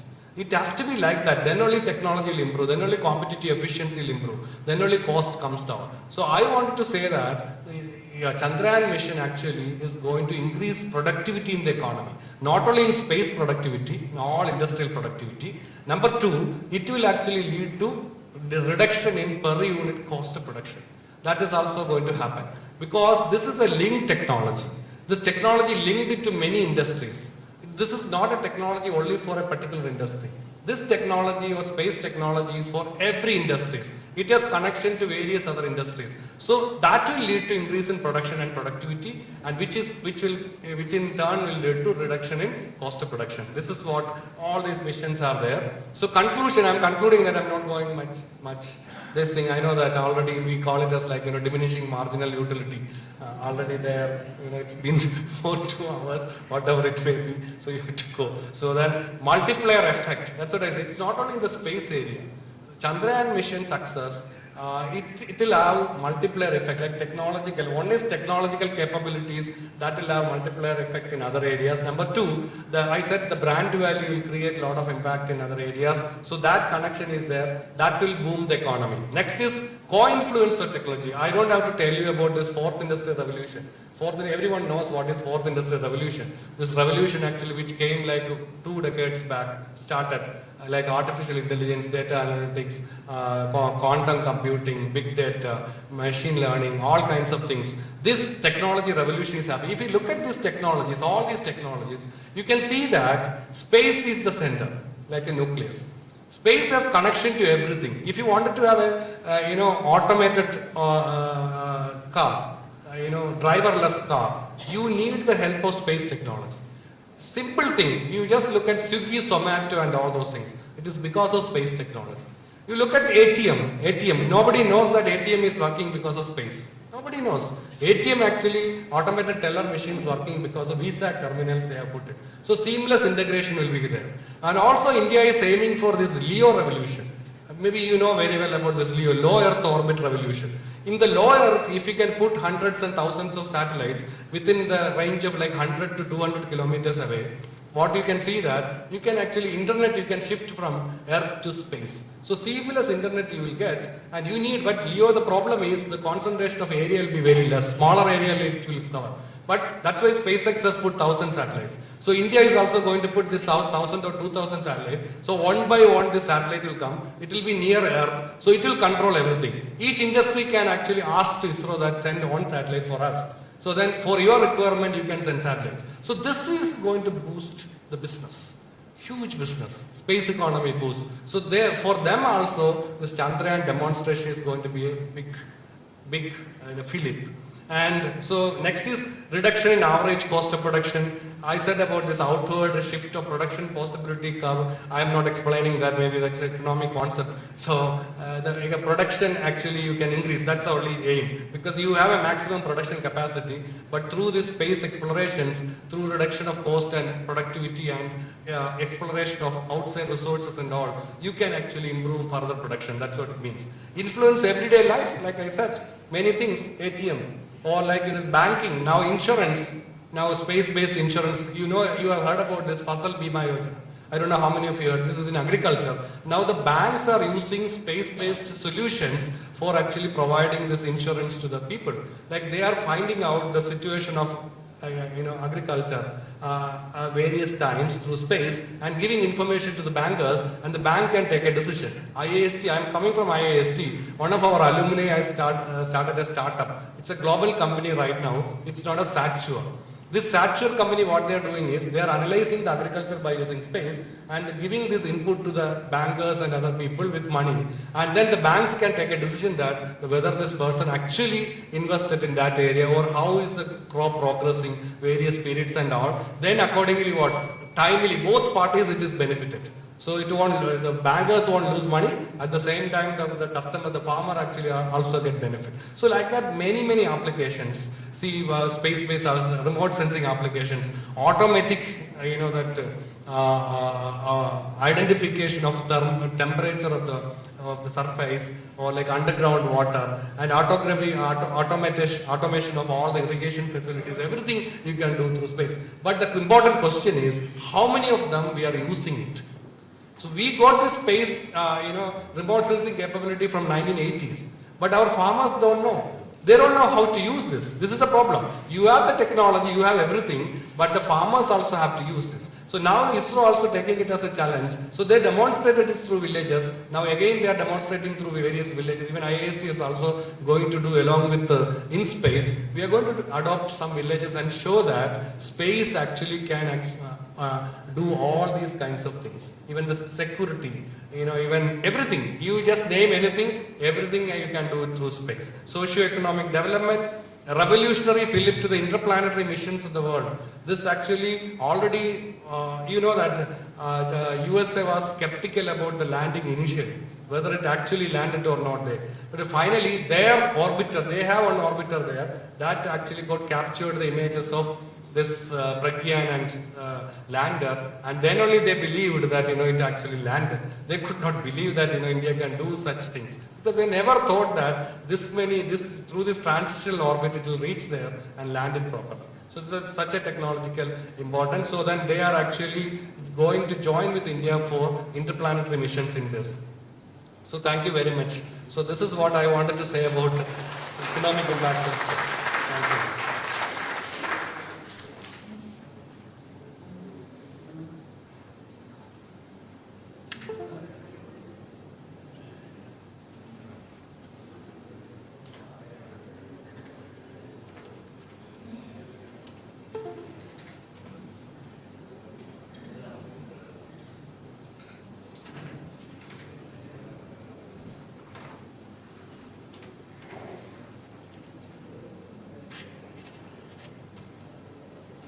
Thank you, Dr. Shaijimon. It's a time for question answer. Akshay ചന്ദ്രൻ്റെതാണ് ആദ്യത്തെ ചോദ്യം. Sreenivasan സാറിനോടാണ്. As we know that India became the first country to land this rover on the south pole of the moon, but it remains a question if India is getting the desired recognition. India അർഹിക്കുന്ന ഒരു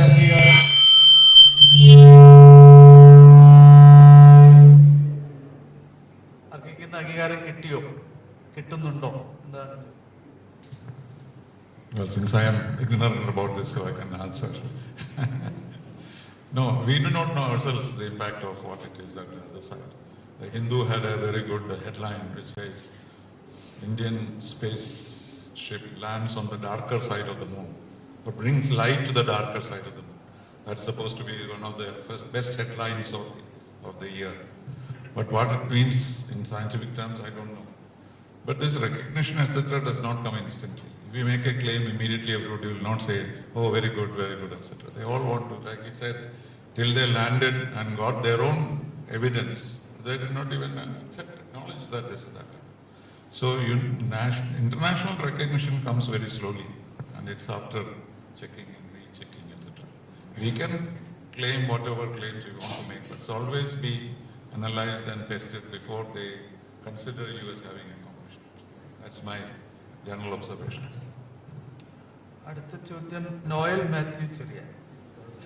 Has India reached to a level at which they can outsource their space technologies and resources to developing nations who have a bright future in space research and development?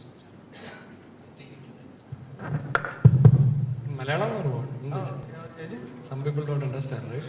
So the question is about, whether we can outsource. You have to understand that we are already doing that.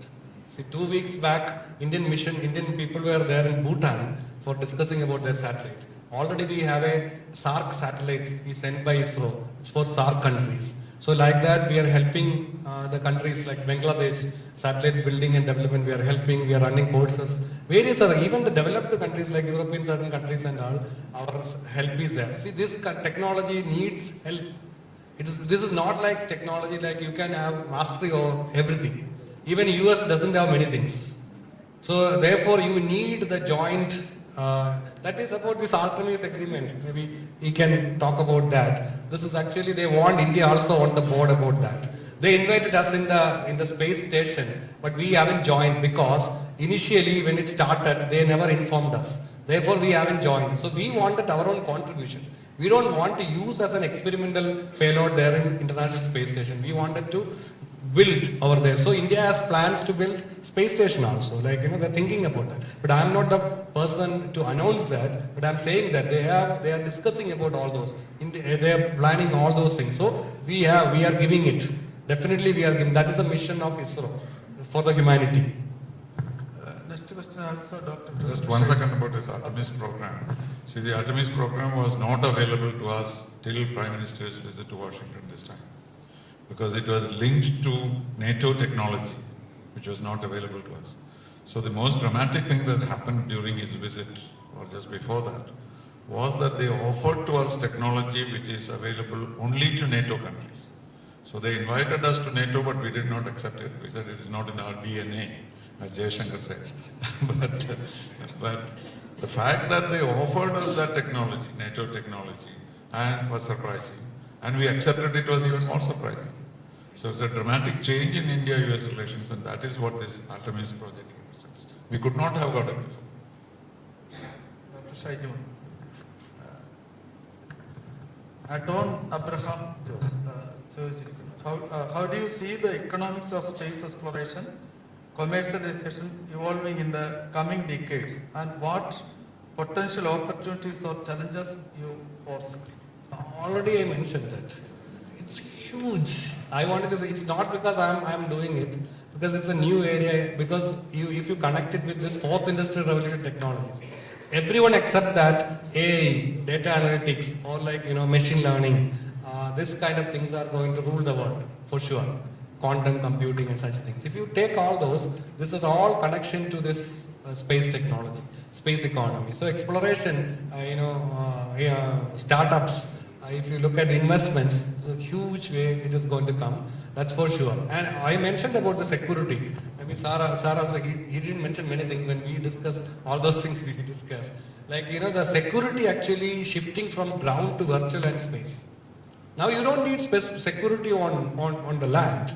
Real people are not going to attack you through land. Maybe we are seeing some China-India aggression and all, but that is like for political gains. But actual threat is actually for your space objects, your space security and virtual space, virtual world. So there at all, space can do a lot of things.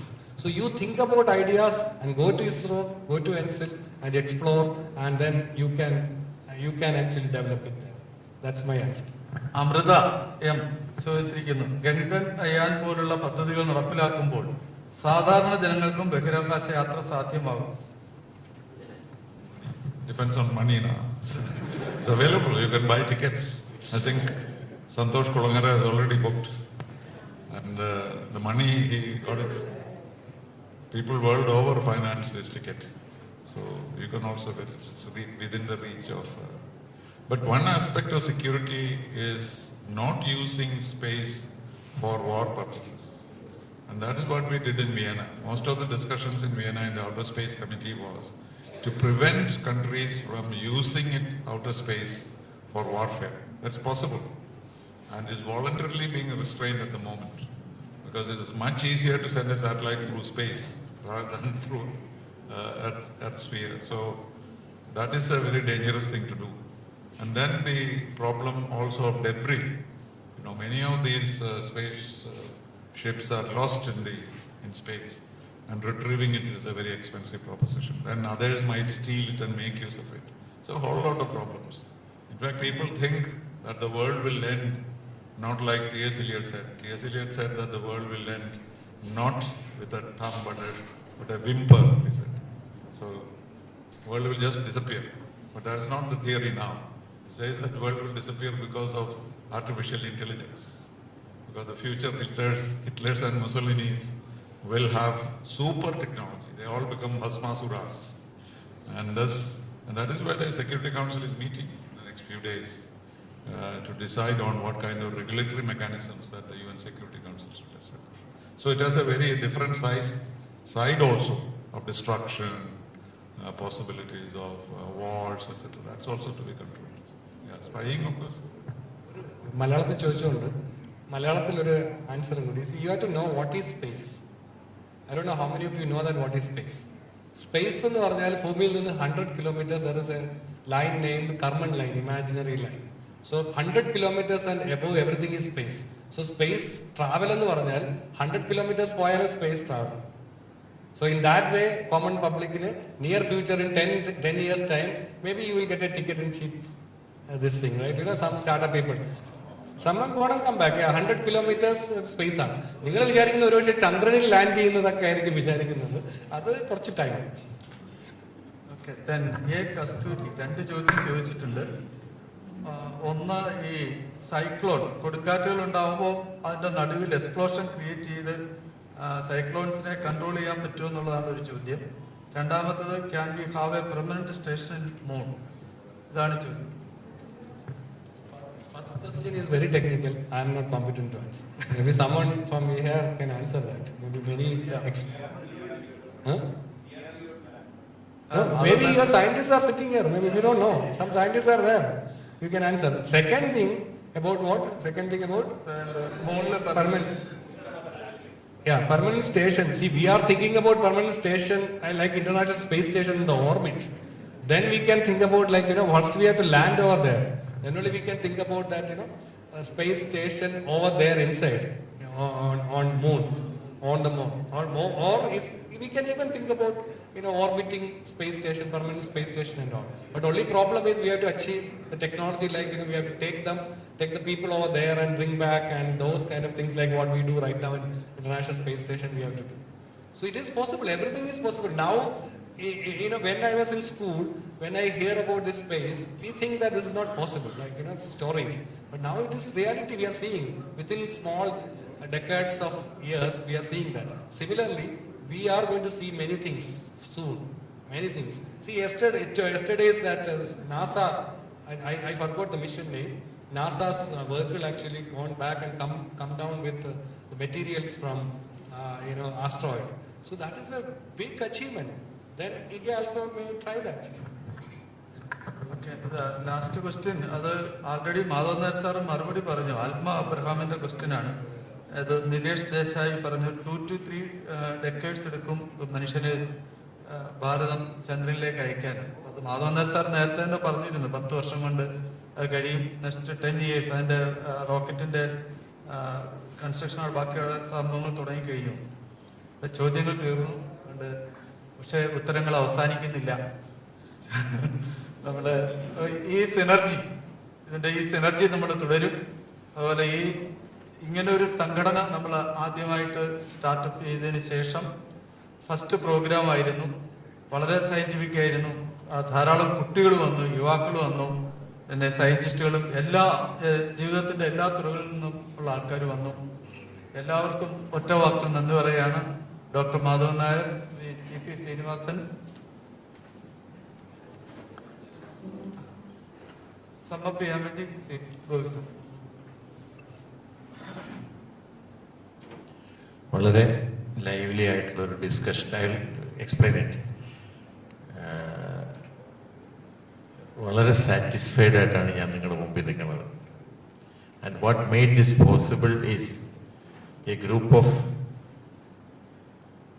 young minds, even though they are old by the years they have lived. Very energetic young minds have joined together to have a platform like this to discuss on current and vital issues which we are facing in the national interest. And we are encouraged by the response we received and the way and how lively the discussion was. So at the offset, I should thank you all for making our dreams come true in the beginning itself, and we look forward to meet you all in the months to come. And everybody is welcome to this group. You can be a member of this group. We have got application forms and everything ready here. And communications, everything will be every meetings, every discussions will be communicated to you. And formal thanks, of course, it comes from my heart, not only from my heart, from the hearts of many. I should especially mention Srinivasan sir, Madhav Nair sir, Shaiju Mohan, and all of you, because I am seeing many whom I should test their feet and respect, because I know scientists are there, educationists are there, people from all walks of life. So a big salute to all of you for blessed us with your presence and deliberations. And I will be failing in my duty if I don't mention. The whole team was with me, but I would like to mention 1 or 2 names who have given us the technical support and made this show a big success. I would call upon Rajesh Pilla to please come forward. He is the all technical support, and for your information, this was going on live. This meeting was live telecast, and Rajesh was behind all this. He is the MD of Tatwamayi TV. Please come forward, Rajesh. So, Rajesh, it is not from me. He is also part of us. All of us. I think you all join me, to thank Rajesh for the excellent support he has given. And another name I would like to mention is none other than GK. We call him GK. He is GK Suresh Babu, a known writer, well known to the readers all over the country. So thank you very much, GK, for making this a grand success.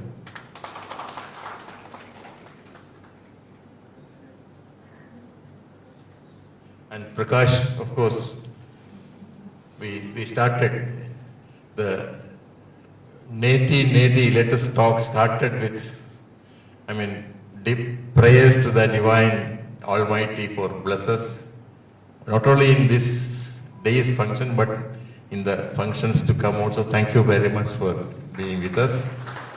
And once again, the presence of stalwarts like Madhav Nair sir, Srinivas sir and Shaiju Mon and Chandrayan, MC Dattan was also supposed to join us, but being in the government, and he had said very important discussions in which he is part of that, so that he has informed us that he cannot come out of the chamber of the minister, and some budget discussion is going on, if I am rightly informed. So we hope to have him also with us in the future meetings, and we propose to have at least one discussion every month on very relevant topics with the best faculties available in the country. And we all will have opportunity to discuss this. So once again, a big thank you to all of you for making this a grand success. Thank you very much.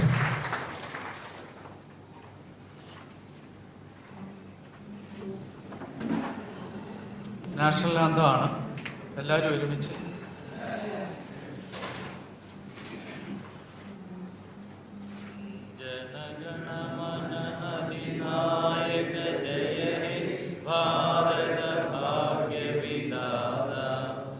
Punjab Sindhu Gujarat Maratha Dravid Utkal Ganga Vindhya Himachal Yamuna Ganga उच्छल जलधि तरंगा तब शुभ नामे गावे तब शुभ आशीष मांगे गाहे तब जय गाथा जनगण मंगलदायक जय हे भारत भाग्य विधाता जय हे जय हे जय हे जय जय जय जय हे.